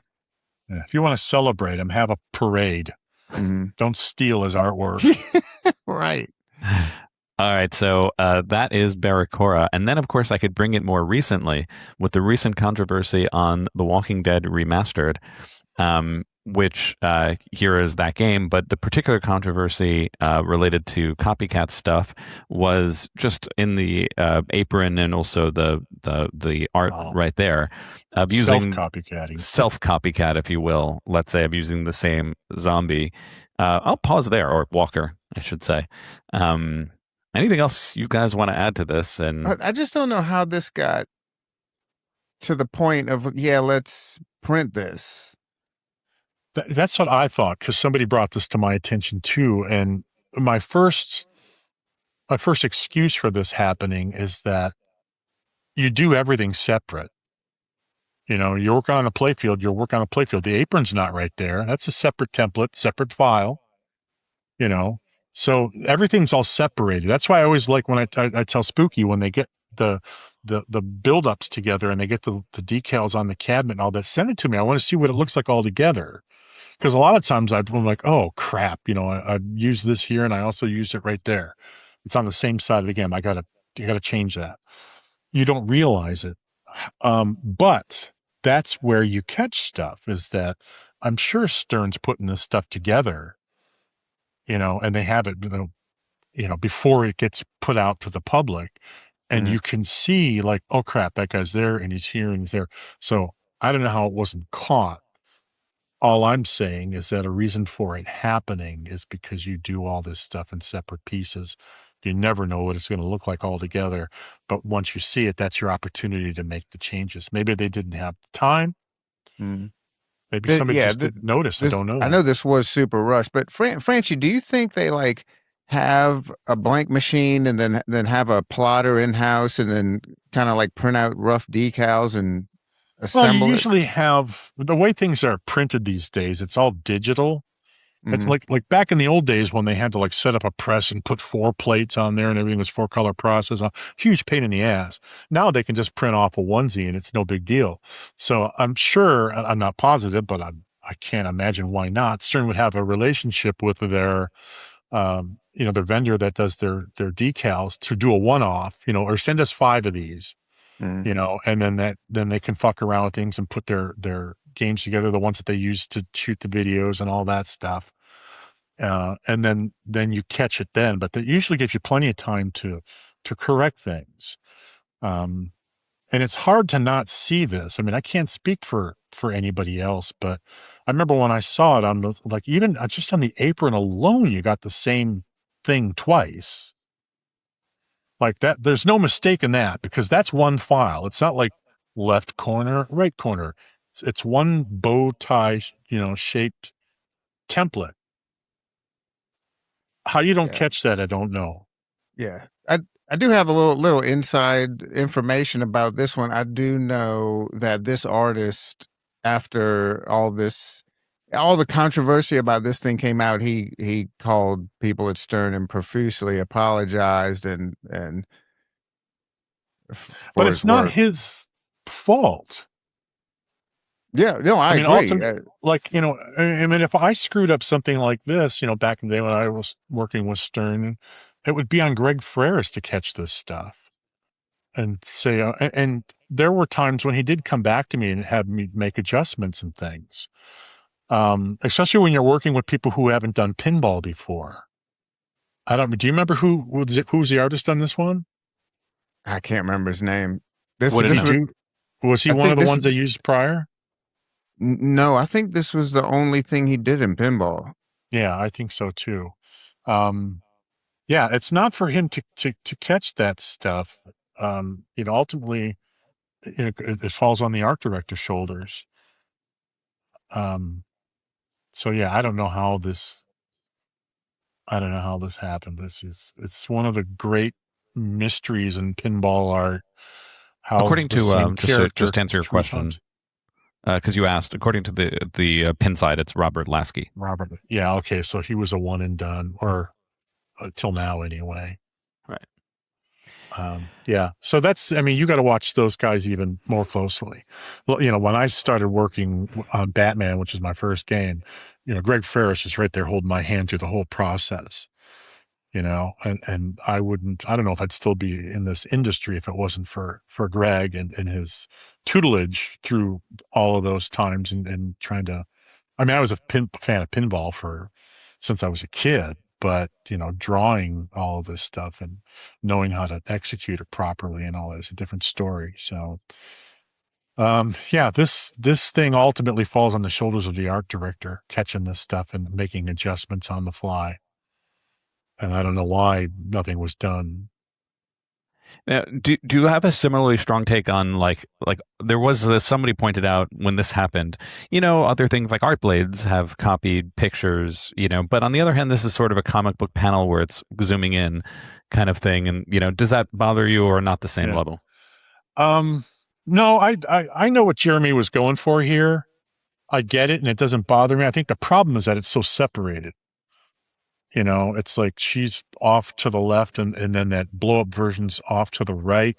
I think the more distance you put between that sort of effect, that concept, the more it looks like you're just reusing stuff. But those are just supposed to be exploded panels. I know exactly what he was going for there. And I think the layout of this needs maybe a little tweaking to help it along more, but the concept of it and what he was doing, no, I don't have a problem with that at all. It's just a design choice. And I also don't have a problem with it. I'm just pointing it out because it was pointed out. And I think the Uncanny X-Men artwork is quite beautiful. Yeah. You can see that, Wolverine's hair in there and it's all the same stuff from that image. So it's just like sort of taking it and blowing it up into a little comic panel. Right. Which is done in comics too. That way. Cale, anything else you'd add? Nope. And then separately on Walking Dead, there was like the whole great color war controversy of 2025 of like, hey, these colors are too bright, so I don't know. I want to give you guys an opportunity to talk about just colors, and how much of this was the artist's choice, how much of it was required by AMC. I think this was. Go ahead, Cale. I've been taking the lead on this the whole time. Right. My issue with this, and like you saw this in Dune by Barrels of Fun, this came out around the same time that you saw. They're using a lot of that stuff you see in cinematic promotional material, the teal and orange, and it was just like so overly used and obvious in something like this. Yeah, the thing was I believe there were promotional materials made for Walking Dead at the same time this game came out. And I think they were following that. I think that's where that came from. I don't think the artist just went, I got an idea. Let's take this show that was all brown and green and denim and beige and sand and let's throw all these colors in it. I think that was AMC doing promotional stuff using that color.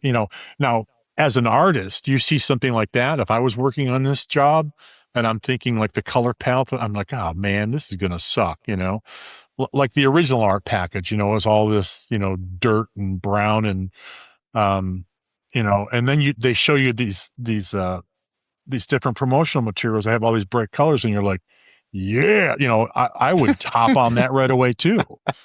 The only problem is most people look at it and they go, well, that's just a flyer, for whatever, for syndication or something, and you're packaging it's almost like a greatest hits album cover, whereas pinball people look at this and say, this is supposed to represent the series, and it doesn't look like the series. I see where the art direction and the artist was going for, though, and that's definitely a much more exciting road to travel, but you just never know what, I would maybe blame it on the fact that those images weren't as well publicized when they came out, because if it was something that you couldn't escape, there were, advertisements in Facebook and, or YouTube and whatever, you're watching something, whatever, and you constantly see this stuff, you would be more sensitized to it. Whereas I don't think those images were really super public. And people looked at this and it was almost like culture shock because they didn't have there was no door open to this sort of color palette. And they just went, what the hell? But, yeah, that's a tough call because I would definitely, when everybody knew this game was coming out, they were all saying, well, I hope it's not that brown, ugly crap art package like they had before. They were saying that. So they got what they were asking for, and then they complain about it. Yeah, I always thought that was very funny because, as an arcade owner with, over 60 pinball machines, this thing, your eye is drawn to this. And if I am putting something out there to make money, this is the look I want. Yeah. Well, that's the plan. It's like when you watch TV at home, most people don't have 30 screens in front of them and they're like, which one am I going to watch? There's no competition. You put on what you're going to watch. And in arcade, this game's competing with 30, 40, 50, whatever other games. How do you make it stand out? It's a whole different, set of rules, basically. So, but it's just like people always asking for original themes. They always want it until you give it to them. Once you give it to them, they're like, oh, I don't want that. Yeah, well, you've been asking for this for like 3 years. Yeah, but I don't want that. Okay, sorry, I tried. That's all I got to say. No, you're both absolutely right about that. And I appreciate that divergence into the color wars of 2025. Cale, I even had a slide here. Maybe it won't make you guys sit through the theme song for it here, but Cale, this was the originals. This is back from like a year ago. Oh, yeah. You remember that one, Cale? Gonna talk about that bumper clot color. Where girl dives deep into color theory until you're green with envy, red with passion, or blue in the face.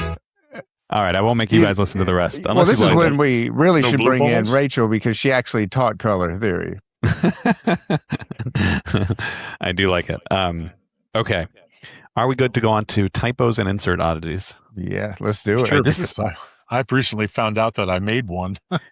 This is where I'm so happy to hear that because this is where I was going to ask our audience and you guys for ideas ones I missed. Like the main one I thought of to show here is Spooky is Halloween, and in particular the hedge multi-bar thing where just like the L's aren't included there or whatever. But I actually didn't find many other ones to mention. And they did fix this. I don't necessarily know if there was something wrong with it, but the one we have is, it does look like this. You had a Halloween? Yeah. Yeah. Oh yeah, that's right. It's not really a misspelling. It's just a going off, which is, it's weird because I also have oddities. Yeah. Because it's like, the artist wasn't against reducing the size of the font to get it to fit like an Asylum 1, Asylum 2, Edge 3, Edge 2, Edge 1 is a smaller font. So why didn't they just make that smaller and have it fit on the insert? Why did they just keep it large and let it roll off like that? I'll have to ask them at the next meeting. Franchi, is it a game that you're working on, or are you willing to say? Yeah, Spooky's not off the hook because they're in the Beetlejuice artwork, pretty much in the center, like where that image of the shape is between the flippers there. On Beetlejuice, there's an image of the house, the Maitland's house, after it's been remodeled by Catherine O'Hare. And out front, to kind of show the swapping of the old and the new, because there wasn't representation of the house when the Maitlands owned it. I thought it would be cute to have the mailbox out front, which I don't think they showed it in the movie. I did this geodesic 80s funky mailbox. Yeah, you can kind of, it's cut off a little bit, but you can't see the funky modern mailbox, and that says the deets on it. Does that open up? Oh, the plastic's in the way. Doesn't matter. Doesn't matter. It's a super modern mailbox and it says deets on it. And then you see this old rusty, crappy, old-fashioned mailbox and it says Maitland's on it. But the Maitland's is MAITLAND 'S. I always screw up that whole, I can tell you a funny story as to why. When I was a kid, I had a plaque for my door. And, because when we were young, they always made this personalized shit like Chris's room, Chris's pencils, And I had this little thing that said Chris's room, but because my name ends with an S, it was CHRIS room. So to me, I always read that as Chris room. I'm like, that sucks. Like, I got a dumb name that apostrophizes into a strange way. Ever since then, I've been tripped up on, does it get an apostrophe? Does it not? What's the rule? I'm going to forget the rule. It doesn't matter. And I probably researched that and got some bad intel on Google and went, okay, well, yeah, right here, there's an apostrophe S on this person's name, not looking at the usage and what came after it or whatever. And so I put an apostrophe S and like everybody's called it out, like, you big idiot. Well, I didn't know about that. And I appreciate your humility in sharing that, at least, because nobody really cares about that. My first misspelling or, grammar issue. Right. So I'll take it like a champ. I'll take it on the chin. Give it to me. Give it to me. Cale, do you know any other typos in mind? I couldn't think of any others. I can't think of any. I'm sure Rachel can. She's the ace at finding typos. All right, we'll get Rachel and anyone in our chat to mention more to us. But we go on then to AI stuff, which doesn't have a long history. But here we go. And strap in, Franchi. Right. And first, let's just explain the issue here. So this credit, first of all, to the Kineticists for publishing this originally based on the work of Bumpergeist, which is a European poster on the Tilt Forums website. And this is some real Zapruder film stuff here for you JFK conspiracy theorist out here, with some very, very small but real details. I mean, if you were staring at the game, you'd have a hard time finding it. And honestly, when I look at the game, I'm like, wow, that's beautiful. Actually, I think there's a lot there. It looks cool. I like it. And but when you really go deep into it, so if I look at, let's say, where the upper right flipper is here and there's a dragon, then you start to see all sorts of things that they call it derpy dragon gate or whatever. And then there's all these other things, and this is this level of Zapruder film that we're talking about here. Creepy, flappy, thin mouth skin. I love the use of the word creepy in front of that. This was such an exciting time in pinball because there were so many people focused on this in chat. You couldn't get away from it. Wait a minute, messed up collar. How is that messed up? She just loosened up her tie. Well, yeah. I mean, you draw it how you see it. If the image of her is like relaxed and she like loosened up the tie, that's how you draw it. I don't know if that's messed up cardigan. Right. And this is all from this one user who actually had multiple photos of different things like this, out there. But the problem, it's good that we start here because I'll address this isolated situation. Before I give my thoughts on AI and all that, just this particular thing. The problem with AI is that you don't know. I mean, you can say, like, why does this dragon have two eyes on one side of his head? But then also, you could look at a portrait of, like you had up earlier, the portrait of the three kids, and you have no idea if that's AI or not, because now you can just program photos into AI and say, give me a nice rendered, painterly pulp, paperback cover look to this photo. And it'll give you one, and you could plop it down there, and nobody would know that you didn't draw it, So that's the problem with this, is people say, like, oh, well, that dragon's obviously AI. I'm not saying shit about this artist. I'm just talking possibilities. This entire thing could have been created with photos and AI for all we know, because you can't, there's no way of telling. Unless there's an error, like, look, the dude's got 6 fingers instead of 5. But now the artist did say he used AI to create this whole thing. Well, that's clear. He said the whole thing. Well, I can't remember how he worded it, but his response even looked. I think it was prompted by AI. It read like that. But I think the biggest thing with this is, and then like not enough people were talking about that. This was a mistake. Mirko used the wrong file to print these playfields. It was like a preliminary file or something like that. So they had went in and caught all the AI errors and retouched them, and they used the wrong file anyway. Yeah. But the people at because of legal reasons, the people at Jersey Jack couldn't come out and say anything, but they did have the artist make a statement because they probably gotten kind of a little trouble with Warner Brothers. Yeah, it's going to be so tough now. You know, I mean, a lot of us older guys have the benefit of having our body of work before AI came around.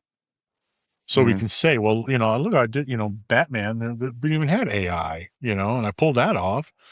The problem now is just, it's going to, and even I could do it if I wanted to, and I'll get to that later, but it's because AI is so good at what it does that you'd never be able to tell the difference unless an error was made. Because like even I'm doing this thing where it says, you know, creepy flappy skin on the mouth of the snake. Well, what's to say that an artist didn't just draw it that way? You know, it's your interpretation of things. So maybe that's how you see a snake, or maybe the reference that you used, you know, you had a photo of a snake with its mouth wide open. That's how it looked. No one can say that. They can't say, well, that's obviously AI because the skin's flappy or whatever. That's horseshit. I mean, if there's two eyes on one side of the dragon and there's not supposed to be, that's a bit of an issue, you know? And I'd say that the question marks pointing to the, like, why is this eye here on that dragon? I think you're pointing to the wrong one. I think that's the correct position. And the one that's further down the back of the head is the one in the wrong position. Yeah, this one's the wrong one. Yeah. Now, one thing that's very interesting, if you read, what was this guy's name? Zesper or something like that? This was Bumpergeist. Bumpergeist. If you read through everything he wrote, he broke down like the versions of software and the certain things that software would do, and with certain shapes and blending patterns and colors, and that's why he was pointing out certain things in here that may not, you know, by a first glance seem like an anomaly, but he like, I find it in that's if you take it verbatim. If an artist is using AI, there's nothing saying that they're typing into AI, I want a dragon with his mouth open doing, and then they're just pasting it as is. I would imagine you'd go in and you'd be like, well, this isn't the color I want. I'm going to adjust the color. All that shit takes seconds in Photoshop to go, this is too blue. I want it more green. And that affects the color, you know? And so you can't say, well, these colors are obviously something that was derived from an AI program, because chances are it's probably altered from the original form they got from AI.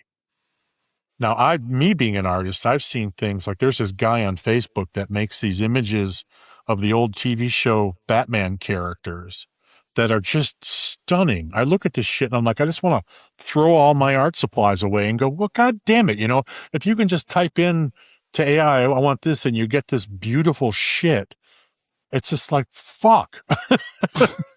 and I don't look at it and go, oh, that's obviously AI. You know, I do now because I know that's what this guy's doing and he keeps doing it. So every time I see it, I know what to expect. But when I just look at it, like, you know, anybody who can paint well, your wife could do this stuff easily. Sure. You know, but you can't tell. I mean, the AI, I said it before, I'll say it again. AI is not going anywhere. It's not going to disappear. Things are only going to get worse. I lost my job to AI. I should hate AI. But honestly, I use it. I use it as a reference, because if I got to draw something like an old mailbox, well, I could spend 30 minutes on Google trying to find the right shape, the right angle, whatever, or I can go to AI and I can type in old rusty mailbox, 3/4 view, this, that, whatever, and poof, it'll give it to me, and I got something to work from. Yeah. You might want to explain which job you lost with AI, because I don't want people to think you lost a job with a pinball manufacturer. Oh, no, it wasn't. No. Yeah. My day job used to be working for Aristocrat, and they design games for casinos, slot machine games. And when I say I lost my job to AI, it doesn't mean I got caught using AI and I lost my job. I lost my job because AI exists, and they said AI can do what you do for free. So get out of here with your expensive salary. And they kicked me to the curb. So I should hate AI, but so AI is a tool. Go ahead. Well, I was just going to, my two takeaways from this whole controversy are, I was impressed with what this guy pulled off with AI, because this is I don't know whether it was Midjourney or whatever it was, but he did this a long time ago. And it's not the AI that people are using today. That's incredibly impressive. Yeah. He knew what he was doing. And the other thing is that they even admitted this was a mistake. This was the errors were left in the artwork, and they fixed it since then. I think they only the first run of this playfield has all these it's incorrect art. But see, when there's smoke, there's fire, and when people say oh, these are obviously AI and all that, they're just going to assume the entire thing top to bottom is AI. Mm-hmm. And not just I used it for this and I used it for that, etc. But I'll tell you, the AI that you get through Photoshop, I don't have mine set up for it, but I know that JP DeWin does. And some of the stuff that he's showed me that this program can do, where you can take in a still from an old shitty movie and put it in, and it gives you this high-res, super detailed image. Mm-hmm. It just blows your fucking mind. Yeah, I've used it. It's impressive. Yeah, I don't know. I don't even know how to. I'm doing shit so old school on Photoshop, that somebody will tell me, well, why don't you just use the puppet tool and do this? And I'm like, what the hell is a puppet tool? I know how to hit Control S will save my file. Control C is copy. Control V is paste. You're still on Photoshop 5. I don't know which one I'm on. My computer was dinging 5 minutes ago, and it was because it was saying your Photoshop update has failed to upload, which it's been doing for the past 2 years. So yeah. I need to get a new computer. But anyway, my take, though it may be unpopular on AI, is first of all, it's not going anywhere. And it's just like when computer art first came out, and people were like, oh, well, that's bullshit. No computer's going to take my job. I'm going to do things the old-fashioned way. Mm-hmm. And you know what? Artists who didn't learn how to do it with a computer got left behind. Yeah. And they couldn't get work because they couldn't stay competitive. And that's, again, the difference between a fine artist and a commercial artist. Commercial artist has to consider technology.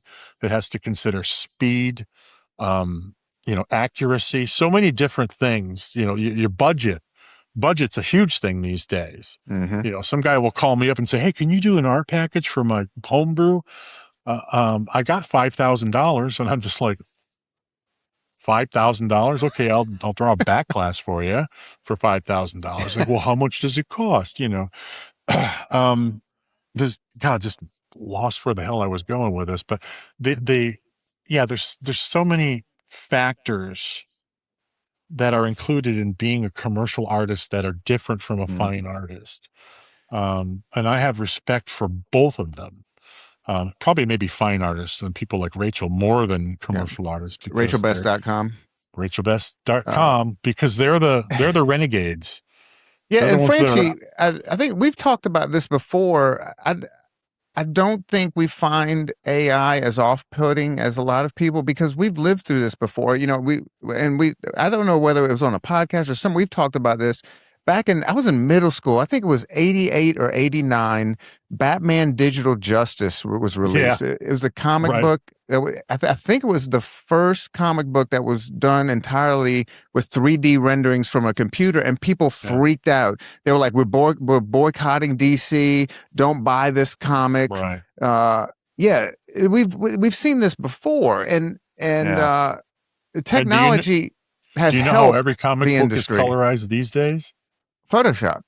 Every single comic book, all done on a computer. Yep. Even a lot of people even do their inks, pencils and inks on a computer. Not a shit ton of them, but they do. I remember, I don't know if a lot of people know this. I was an art director at a packaging company for 8 years. And I remember the first time I bought a Wacom and I plugged it in, I started doing some inking with it. Like the guys didn't know I was using it. When I showed them the final output and told them how I did it, they couldn't believe it. It was so much cleaner than what I could do with pen and paper. Yeah, and you can, the best thing is like, you draw on a line and you fuck it up. Oops. Control, what is it? Control, no, not Control, delete, Control Z. Control Z, Foop, it's gone. Do it again, Yeah, it's just, it's an advancement. Sure, people hate it. And I'm going to be honest, like I said, I've used it for reference because it's great to just, if sometimes you're looking for something or you got to draw something that just doesn't really exist and you just kind of create it or whatever and ask it for something and then you draw it. But, my time's getting more and more valuable. And the key thing I think with AI is to think about is that it expands your possibilities in a way that you can take chances that you might not feel you had the time to take in the past. Like there's a job coming up where I actually used AI for some meaningless background shit.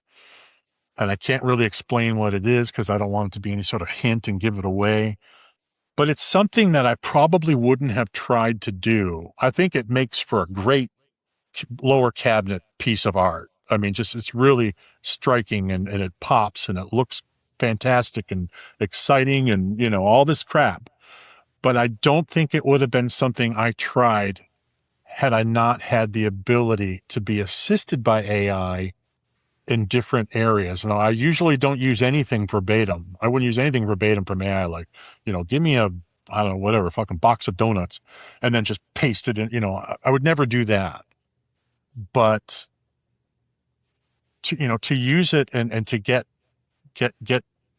imagery that you can utilize or manipulate or whatever to help you do something that maybe you wouldn't have been able to do otherwise because you just didn't have the time, you didn't have the budget, whatever.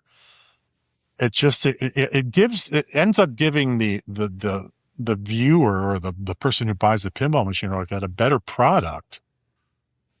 And you can't just, it's like I said, you can't fight it. You can't say, well, I don't like it. And feel that if you're strong enough with your morals, that it's just going to go away.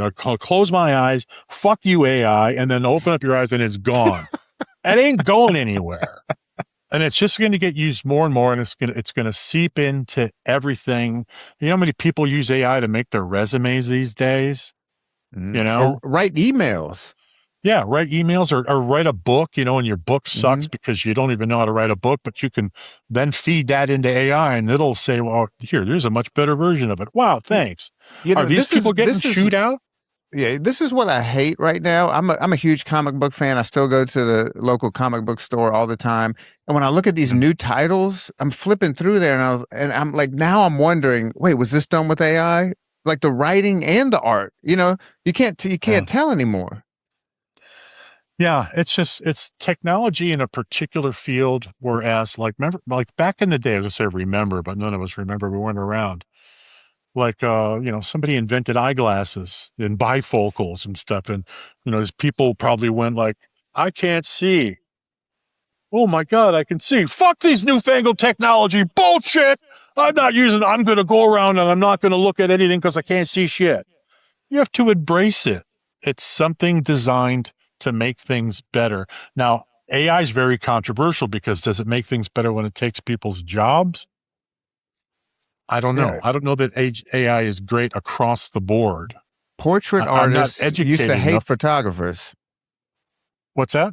portrait artists used to hate photographers. Did they? Because technology allowed photographers to replace some of the work that was going to are you talking artists. way back when photography was invented? Yeah, a long time ago, 100 plus no, years. I'm out of business. Back in the day, you weren't around for this. Guys painting George Washington. Oh, great. Yeah. Come around with your AI camera. Fucker. Yeah. You were there at the launch party for Dicebox. Yeah, people just, it's scary times. I'd say, AI in particular, it's not like just the invention of a refrigerator or something like, oh no, I'm going to run. I've got to get away from this evil. Who knows the possibilities of what AI can do? Every day I learn something new that it can do, and it's just scary, to where it feels like, Terminator 2. Dun dun dun. Dun dun dun. God damn, look at that shit. Dude, you're like the Ralph Ronzio of pop culture drive. You just set me up too well, Franchi. There we go. Did you like that? It's a beautiful You're song. welcome. You're welcome. Yeah, well, it's. I'm just going to say this. Everyone obviously is allowed to have their feelings on what they think about it. When it comes to artwork, which is something so trivial and stupid compared to war and starvation, and adultery and other evils in this world. Rich people's islands. Yeah, for someone to just say like, oh, AI helped you draw that. Who gives a shit? Who cares? The bottom line is, do you like what you see? Is your, someone still had to figure all this stuff out. That's the one thing AI doesn't really do good is you can't really tell it, really sort of bare bones crap and get something good. You got to be really specific on the coloring and the layout and the angle that you want your view. Like, if you wanted some big heroic dude, you want a low angle because you're looking up at him because you look up to people that are heroic. And, you wouldn't get that if you didn't tell it that. So you still have someone kind of puppeteering this thing and making it work. And still, at least right now, there's still a shit ton of hand-done work being done. AI is probably only being used, to assist people. I know, like I said, it's being, I'm just started using it in different ways that, you're not going to look at it and go, what is this? It's AI. Franchi, I used to, I originally, I've always been in art, and I used to want to be a comic book artist. I used to take lessons from Bo Hampton. I took private classes with him, and I met another comic book artist that was actually making money doing it. And I saw, he showed me some of his workflow, and I was like, man, these perspectives you have going on here in these cityscapes is just mind blowing. He's like, oh, let me show you how I do that. And he was using 3D software to set up a framework and then drawing over the top of it, while I'm setting like perspective 2 points or 3-point perspective. And I was like, you motherfucker. Oh, that's why I didn't go down. People ask me like, you like Batman? You're like, you love Batman. You got a whole room of Batman shit and you love artwork. Why didn't you design comic books? Why didn't you do comic book art? And the reason why is because of buildings. Like every superhero swooped around on buildings, and I fucking hate drawing buildings. I'm no good at it. I got to spend way too much time at it. The times that I've had to do it, like way too. Like if you look, thank God when I did Batman, like the buildings were like those simple little silhouettes from the opening of the TV show. It's like I didn't have to do anything too complicated. But yeah, that is a bitch. I have huge respect for people who can whip out these, looking down at the city and all the bricks and the gargoyles and all the bullshit I wouldn't have thought of that. My buildings just look like a big square with like glass and maybe some horizontal lines and some vertical lines. And no, that's some crazy shit, but we're going off on a tangent. I've been purposely quiet while you guys were talking because you both are much more obviously artistic than I am. I'm more of a pinball coder. I'm more of a coder, programmer, rules kind of guy. But there is some overlap here, which is that if you remember when Harry Potter came out, just the year before that, There was another use of AI in pinball in code, actually, and it was in John Wick. Stern had claimed when the game came out and when it was launched, and they proudly claimed that they were using AI to determine where to place the enemies when they spawned in that game, and that from a coding perspective, that the AI would assess which shots you've made more of or less of, and that would influence where the enemies showed up.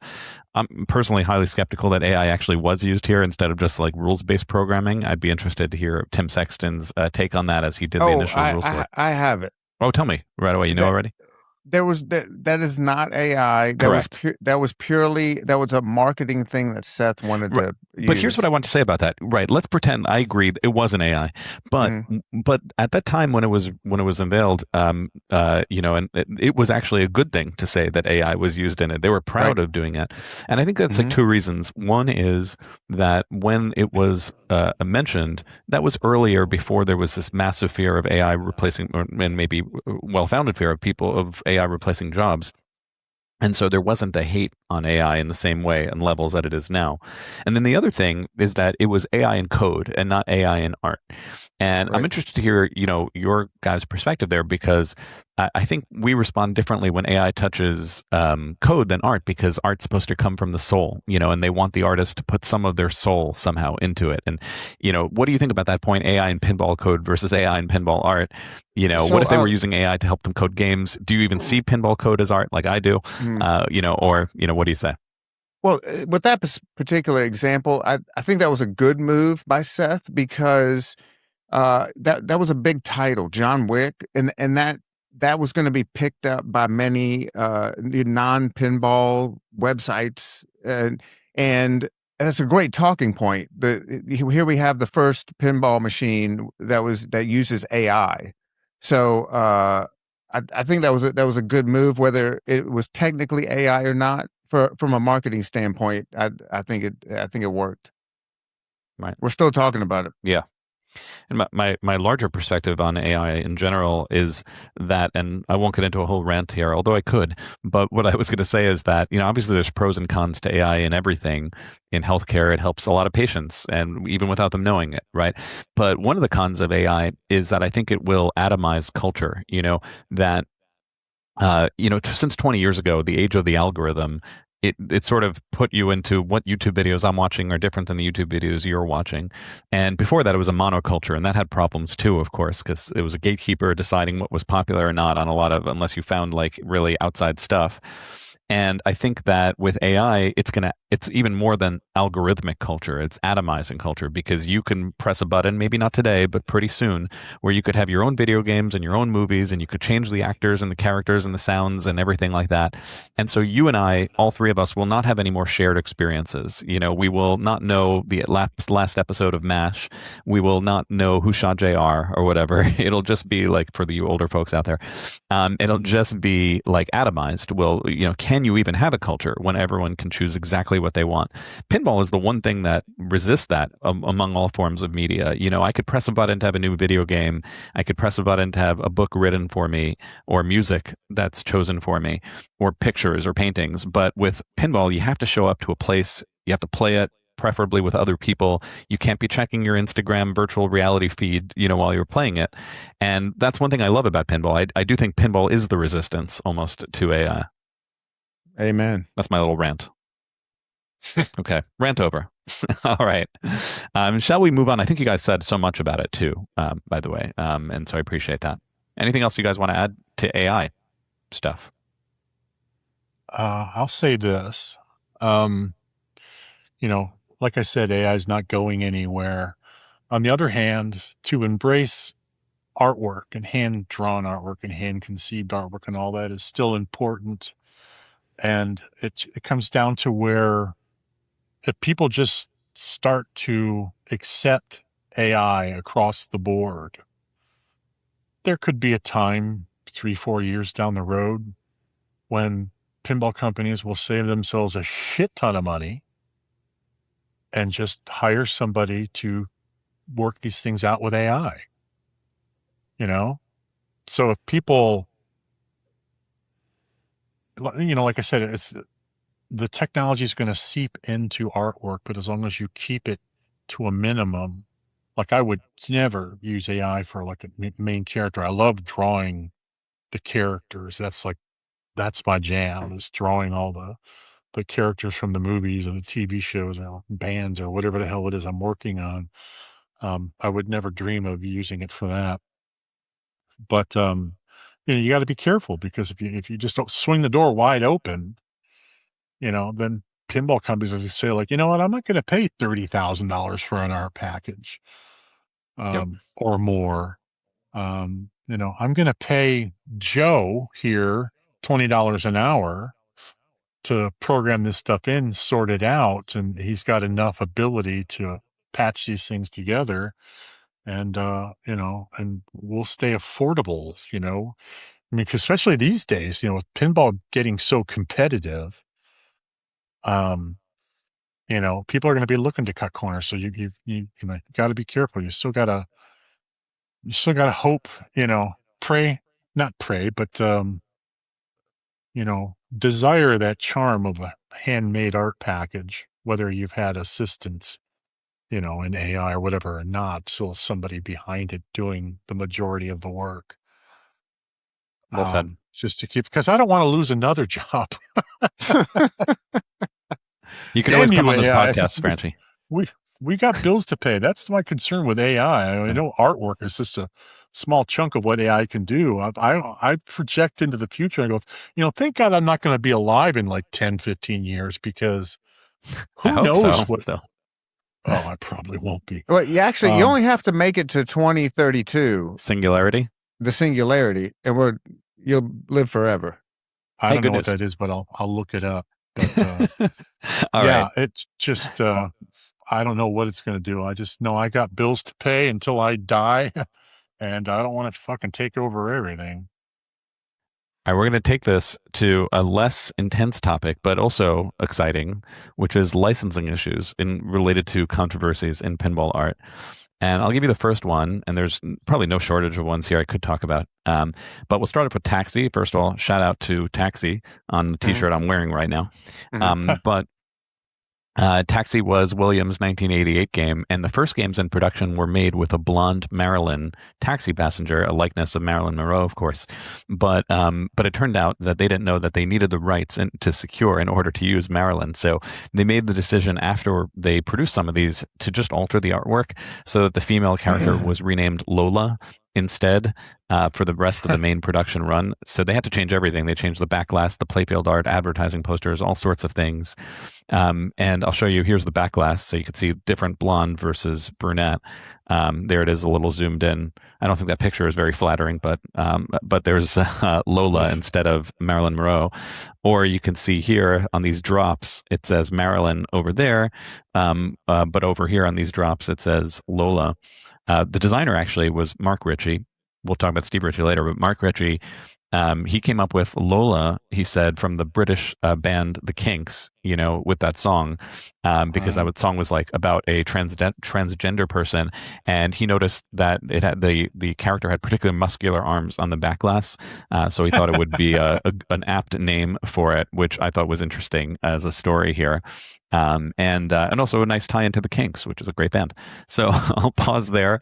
What do you guys have to say about this one first? Well, I mean, stupid Williams, even these guys that are running like these bootleg T-shirt businesses on Facebook know that you can't just use somebody's likeness. Gorbachev is okay. But Marilyn, public figures are different. But what about Dracula? Did they ask Dracula? Dracula's not. That's public domain unless you use like Bela Lugosi's Dracula, or Gary Oldman's Dracula. Then you're running into problems. So, do you think these guys were just like, "Hey, we're just pinball machines. We can fly under the radar"? They had to think something stupid, because you can't. If I can't imagine any people working on this never went to like a souvenir shop and went, "Oh, look, a Marilyn Monroe lunchbox," or T-shirts and all that. All that stuff is licensed. Popular, movie stars and all that. Even long after they're dead, their family, what do they call it? Not families. Estates. When you set up the thing with, what'd you say? Estate. Yes, thank you. Their estates control all of that stuff, and it's all, it's not just because someone's dead. It's like, well, go ahead and make your lunch boxes. We don't care. All that stuff. Yeah, everyone's looking for a buck, so every little family member is going to crawl out of the woodwork. Like Prince's brothers and sisters right now, who he hated, making zillions of dollars off of his back because he didn't make a will out before he died. Well, one thing I did notice about these two flyers. So the one on the left was the one where they got some correspondence from an attorney, right? So they're like, we got to fix it. So now they have the one on the right, but they omitted their address at the bottom, so they won't get any more letters. Oh, interesting. That's a great pickup, Cale. What a great pickup. Oh, that's why, so such good eyes there. That's amazing. And of course they did this came about again. This was Williams, but then Bally, of course, had 8-Ball 1977, which was set a new record for over 20,000 games sold. And I think when you sell enough games, maybe that's what that is what triggers lawsuits. And so they were noted for borrowing, let's say, the likeness of the Fonz over here and Pinky Tuscadero over there from Happy Days on the back glass and the cabinet art. And I think there was a lawsuit that wasn't made. It was settled, and the details weren't made clear to the public. Right. But anyway, that's another interesting bit. I'm so glad you included Pinky, because most people don't. They just say the Fonz. Oh, Roz Kelly. Yeah, but where's the Susie Quattro leather Tuscadero? Why isn't she in here? Squiggy. That's a deep cut. So we're still on the licensing issues, and I'm sure you must have dealt with so many, Franchi, that maybe some of which you could talk about, some of which you can, I'm sure. We love them, we hate them. It's the licensing folks. Well, they're just the messengers of evil. Mostly they don't create it. It's, the thing we do every time we start a new game is, okay, who can't we use? There's always the list of actors or actresses who, can we just call them actors? Like, is there anything masculine about the word actor? Actor is a person who acts. Anyway, thank you. Like doctor. Hello, Dolly. Sorry, that was my next one, but we could talk. So now I got off on a tangent about actors. Oh, yeah. So, yeah, you get the list of the actors and the actresses that you can and can't use. There's product placement in movies all the time. Sometimes very key things.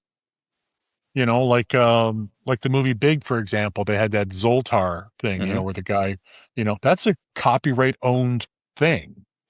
That game, right? So if someone made a big pinball machine, they'd have to go to the Zoltar people or Zoltan or whatever the hell it is and say, hey, we got to include this in the game, of course. How much? Then money's coming out, we need these songs, for this movie, whatever, how much? Okay, then the money's coming out for this. You can't buy everything, you just go broke. And the rumor is around the pinball world is that we all have good old Jersey Jack to blame for this, because what was the game? There was a game, I can't remember. Wizard of Oz? No. Hobbit? I don't think. Pirates? It's Wonka, not important. Dialed in? And maybe I don't want to call attention to it anyway. So, it required a lot of piecemeal stuff, or we need to get this, we need to get that. The licensing people that just went, hey, wait a minute. We can make more money doing this. Let's not just sign on the dotted line and you get everything you need. Oh, you want to use movie footage? Well, that's going to be this much. Oh, you want the rights to use that? Well, that's going to be this much. Oh, well, this thing, we have an agreement with these people, so you can do this. That's going to be this much. And it all kind of went from there, where it's just getting worse and worse now. But, a lot of that stuff's dictated by ownership, because still, like, if you get like a license for Star Wars, that's just not, dealing with the 20th Century Fox or Disney. You're not just dealing with Disney, but you're dealing with the people. Well, in that case, Disney does own Star Wars. But in a lot of these other cases, like, think of a movie. I can't think of anything. A movie that's not based on a character, like a Batman movie, because Warner Brothers also owns Batman because they own DC Comics. But something else Raiders of the Lost Ark. Because Raiders of the Lost Ark. Okay, we'll go with that. You got to go to, I don't know, that's not Amblin, but whatever, Steven Spielberg's company, and you got to deal with them too. Right. So there's or so like many Top different Gun plus Tom Cruise. Yeah, and licensing is getting to be like that, that goldfish pond at Cedar Point, or insert amusement park of your choice here. Where you go there and you throw a little kernel of food in there and all these goldfish go, everyone's trying to get it. That's kind of what licensing is like now. Hey, everybody, we got the license for E.T. It's, okay, here's some money for you. Here's some money for you. And no, we got this. Do you want Elliot? Drew Barrymore, here's some money. Do you want the finger? Yeah. John Williams, your music. We got to have that. So here's, it just. And something else that I don't know if it's along the lines of this. Somebody, I know you and I know, Chris, and I don't know if this is public, but this person did a film, and they had 2 Bally Williams games in it, but they were original IPs for Bally Williams, and they didn't even think about it. Then I guess somehow like Rick at Planetary found out, and they had to pay him like several $1,000s just because those machines were in the film. So that's another licensing issue you might want to watch out for. I could pull that into a pinball story that I didn't find out until later. I was talking to my dear friend Jack Quineri, who I love to pieces. Hi, Jack. And he was telling me about when we were working on Elton John, when I drew that image of Elton John leaning on the big, tall pinball machine. I did a bunch of research on that pinball machine. I found out which one it was, which I can't remember now, Hee-Haw or something like that. It had a little animated window where a donkey was kicking somebody or something. And the backglass on the image was so skewed, it was almost, just like this. Like you could just see a little bit of the surface, but it was really compact because of the angle. But it was important enough for me that, like, even if that much is going to show, I'm going to get the backglass, I'm going to put it in there and squish it. No one's going to even be able to read it. No one's going to know. Ha, ha, ha, ha. And I put it in there. Artwork got approved. Artwork got printed. And then Jack tells me that somewhere in this process, somebody realized, oh, that's the whatever game. And they just weren't comfortable going out with that in there. Even though you couldn't really read it, you didn't really know. Someone just knew enough because they saw it in the movie, and they're like, oh, he put the actual game in there. If you just looked at it, you gave it to my mom to look at it, she'd be like, I don't know what that is. Still, they covered all the bases, so they went to whoever owned that. I don't know if that's Rick or not, that game. And they paid a licensing fee just for this little sliver of artwork that you couldn't even read. Wow. But base was covered, because you never know what's going to happen in the long run. And that's that's another, it's another job of us as artists. If we're going to do stuff like that, at least that's the lesson that I learned there was, if you're going to pull anything like that, you got to let people know. When I utilize anything, like there's times where there's product placement in movies and stuff that's important. And I'll always go to, Spooky or whoever I was working for in the past and say, look, I used this, but this has got this on it. And that's a trademark. You either, like when we did the Beatles, we got permission from all the instrument companies to put Gretsch on the guitar and Rickenbacker and whatever Ringo's drums were. The only assholes were the people who made Hofner, who made Paul's violin bass. They said no. I'm like, you guys wouldn't be shit without Paul McCartney. You guys would be long gone and forgotten about if it wasn't for Paul McCartney. And like these other companies like Rickenbacker and Gretsch and all these big companies, and you this little shit company, like, yeah, I'm going to give you it. So if you look at the headstock on Paul's bass, it says Franchi instead of Hofner. Awesome. Because I had to put something there. But it's a big pain in the ass. I keep on looking at Dolly here. What's going on? Why are we looking at Dolly? Well, let me tell you about Dolly. I'm not complaining. So Dolly was Bally 1979 game. And when Bally was designing this game in 1978, Dolly had just won the Country Music Award for Entertainer of the Year. And so Bally assigned Dave Christensen again to do the artwork for this machine. And they asked him to design it around. No, there's no Nazis in this one. They just asked him to design it around Dali's country star persona. So he designed the back glass, which we see here, to get that kind of country vibe. But as the design progressed, Dali was taking her music in a new direction. She was now more like a top of the pop charts, and her publicist wanted to broaden her appeal. So they asked, when they came with the final artwork approval, when Dali came with that, Dali's team rejected it. They wanted to switch to more of like the Vegas showgirl kind of style. So they had to redesign. They redesigned part of it. The kind of agreement was they redesigned the back glass and changed it more. This was the original prototype back glass, in other words. And then this is like pop star Dali disco era kind of back glass. Better. I don't know, but then they kept the playfield. Right. They kept the playfield more country. So I'll show, here's the playfield. So the playfield is more country, but with the kind of the back glass is more pop star.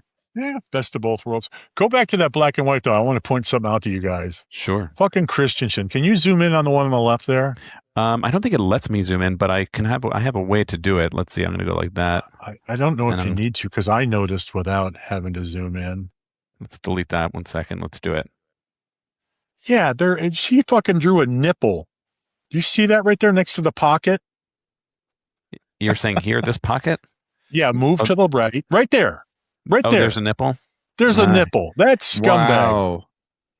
He drew a nipple on Dolly Parton. Good eye again, Franchi. God damn.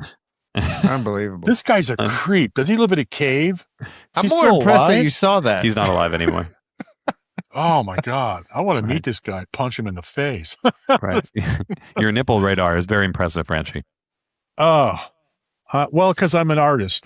People always say, like, how could you draw that without even looking at it? I'm like, because when I look at something, I kind of stare at it. You know, as an artist, you're trained to do that. How can you draw? Like, how can you draw a glass of water in perspective without looking at a glass of water? Because I know that there's an oval here and over here. You can see through this. We look at things differently. We study things. So, yeah. And of course, Dolly Parton, you're going to start at the boobs. Legendarily, I'll sit there and work my way out. But yeah, that's that's not she got a dirt mustache going on there. Yeah, I mean, it's a prototype. Let's say maybe they would have gotten rid of it. I think part of the artwork shifted, so it's like a ghost. Oh image. Yeah, it's what it is. It's a film. It's black and clear film sitting on something, and so it's cast in a shadow. God, that takes me back to my old graphics days. Letraset. Yeah.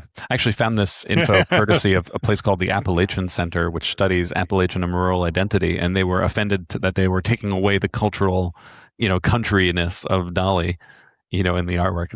It's interesting. Every direction can upset somebody. Well, I mean, does Taylor Swift look like this anymore? No, yeah. Another famous country switch to pop star. Yeah. Okay. They even changed they got rid of the country kind of side art on the cabinet, and they changed it more to whatever this is. When I've got some free time, I'm going to make a book on stencil art for pinball. Because there was some great fucking shit. Look, as an artist, I can tell you it's very difficult to strip down to like, you got 3 colors to work with. Now make it cool, and that's fantastic. I don't know about the hand and the guitar so much, but like that, the torso and the head and all that. Yeah, right here. I love that. Yeah, There's some great ones out there. I would love to make a book just on that part of the pinball machine. And you'll come for part 2 to talk about that book in our podcast. Okay, I will. I'll even send you guys a signed copy. Oh, beautiful. And I know there's so many licensing things one could talk about, but I thought I would end the licensing section by talking about Wick's Gungate, which isn't really like a licensing thing. It's more of like a marketing issue, which is that the studio Lionsgate required that guns not be depicted on the cabinet or playfield because, unlike video games or movies, pinball has no audience rating system. It's considered an all ages product. And Stern had to end up explaining it well when people got upset that there weren't any guns. If they had just marketed by showing like the display animation, perhaps, which actually has a lot of guns, and they just did it a different way, I don't think people would have been upset. But the way they showed it made it seem like they weren't going to have guns, and that bothered a lot of people. I don't know. Anything else you guys would want to add to that? Nah. I just think this whole gun thing is foolish. I can take it away from pinball for a second. Even like action figures, like I'm a big action figure collector, and they made an action figure of a DC character called Deadshot, and his superpower, or whatever you want to call it, is that he's super accurate with a gun. You know what he came with? A sword. Well, it's like, guns exist. People know they exist. It's not the gun that kills people. It's the person pulling the trigger. You're never going to get rid of that element of society. There's always going to be some mentally unstable person out there that needs to get his kicks by walking into a church and blowing a bunch of people away. It's just they're going to do it with a gun. They're going to do it with a rock. They're going to do it with a saw, heaven forbid. They're going to find a way. When there's a will, there's a way. Guns. They actually have done it with explosives before. Yeah. Yeah, exactly. Backpack bomb at the Boston Marathon. They'll find a way. Now, using guns in like artwork for John Wick, you're not glamorizing anything. You are telling the story of the character. That's what John Wick does in those movies. Now, is some 8-year-old kid going to play this or whatever? If the playfield doesn't show him just blasting some guy's head and his head exploding, that would be, the kid would see that and either he'd think like that's disgusting or I want to do that. But it wouldn't show that. I shouldn't say it doesn't. It wouldn't show that. They would just have, him holding a gun, maybe a little lens flare, whatever, doing what John Wick does. But do the film clips show any violence like that? I don't know. I've not even seen this game out. In the game, the film clips do. But I'll tell you one thing. I don't think you're going to see another like Dirty Harry shooter rod gun, being produced anytime soon by pinball manufacturers. Yeah, I mean that's a bit much, but to characterize to change. Well, actually, Spooky did do that. The rifle handle. Oh man, it just made me look foolish, Cale. You idiot! Cale, what good job. Jerk. You win the made me look foolish award, and you deserve it. You got me on that one. That's a good point. That's all right. I'm sure when this video comes out, we're all going to get got by somebody about something. Right. Franchi said this, and he's full of shit. No, I'll warn you guys that I only have 10 minutes for perhaps the most exciting thing to cover. I don't know what we should.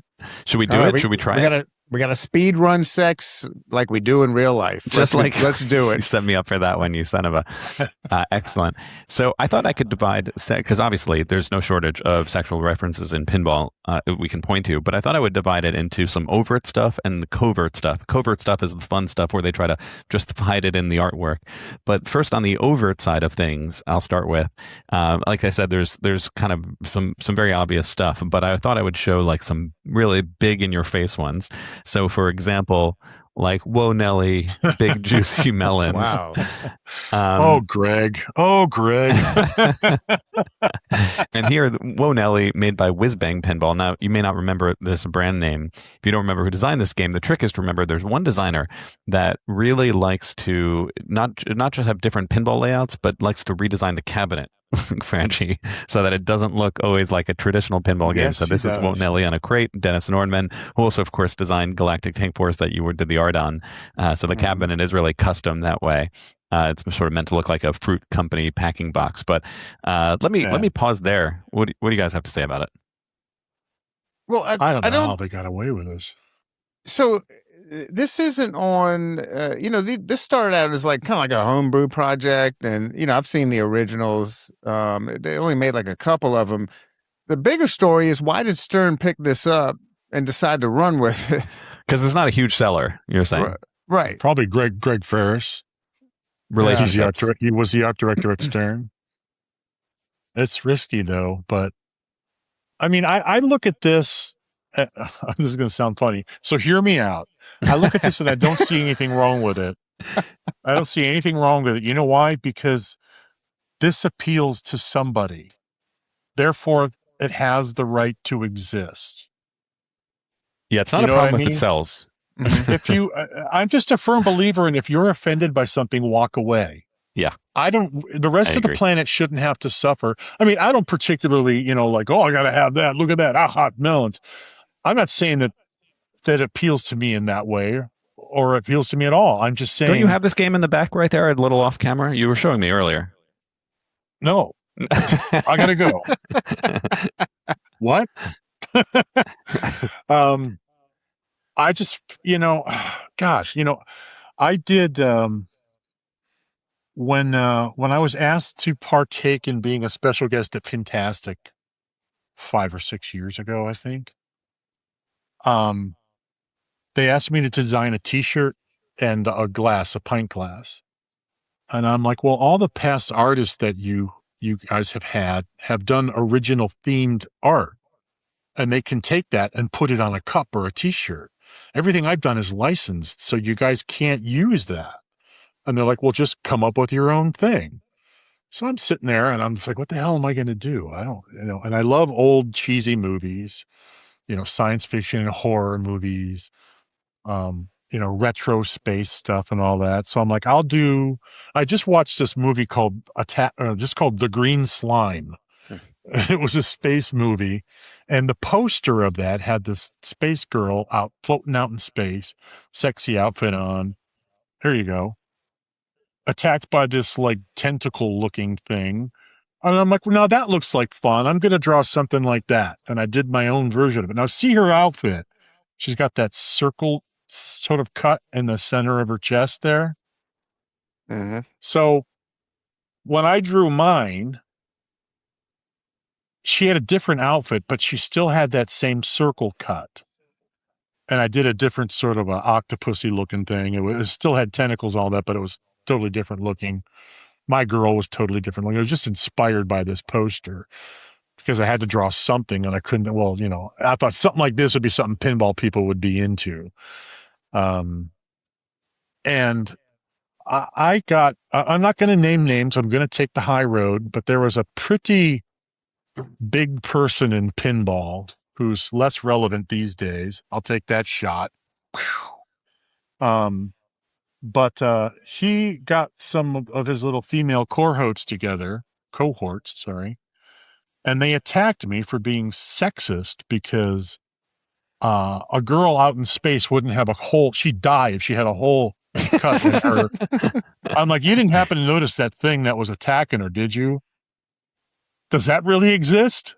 This is fantasy art. It's however we want to create it.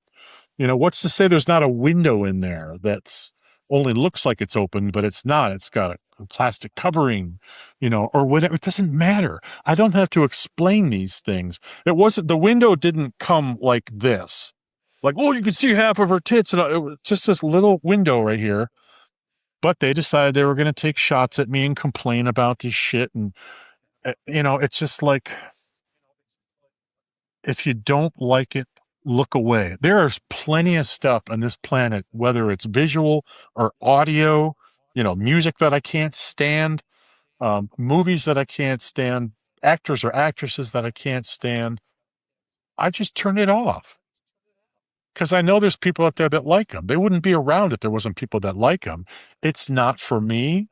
I'm going to walk away. Why can't people do that these days? And everyone makes a big stink and they go back and they're like, oh, look at this on this backglasses, this girls with their nipples poking out or whatever. I can also look back at backglasses of barbarian dudes wearing nothing but a loincloth. And they're all buff and macho and they make me feel like a big fat loser because I don't look anything like that. But there they are and nobody's complaining. Oh, that's okay. That's just fine. The guy's got less on than anybody in any backglass, male or female, ever, and it's okay because it's a dude. Well, it's such a double standard bunch of bullshit. And I'm just saying we all need to get over this shit, let things be what they are, and that's it. Like when American Pie came out, like all the sex and crap, it's obviously like sort of a spoof movie, but you have to allow that stuff to live because there's people who are interested in that. Some people like Beavis and Butthead. There were companies out there that didn't want to do Beavis and Butthead pinball machine. Oh no, that's too, they'd talk about boobs and stuff. And I'm like, no. Put this in perspective. Yeah, they're sexualizing women, but they're two fucking stupid morons. So you can't take what they come out of their mouth as any sort of gospel. Like, oh yeah, I should, what? God damn it! I should look at women as sex objects because Beavis and Butthead told me that it was okay.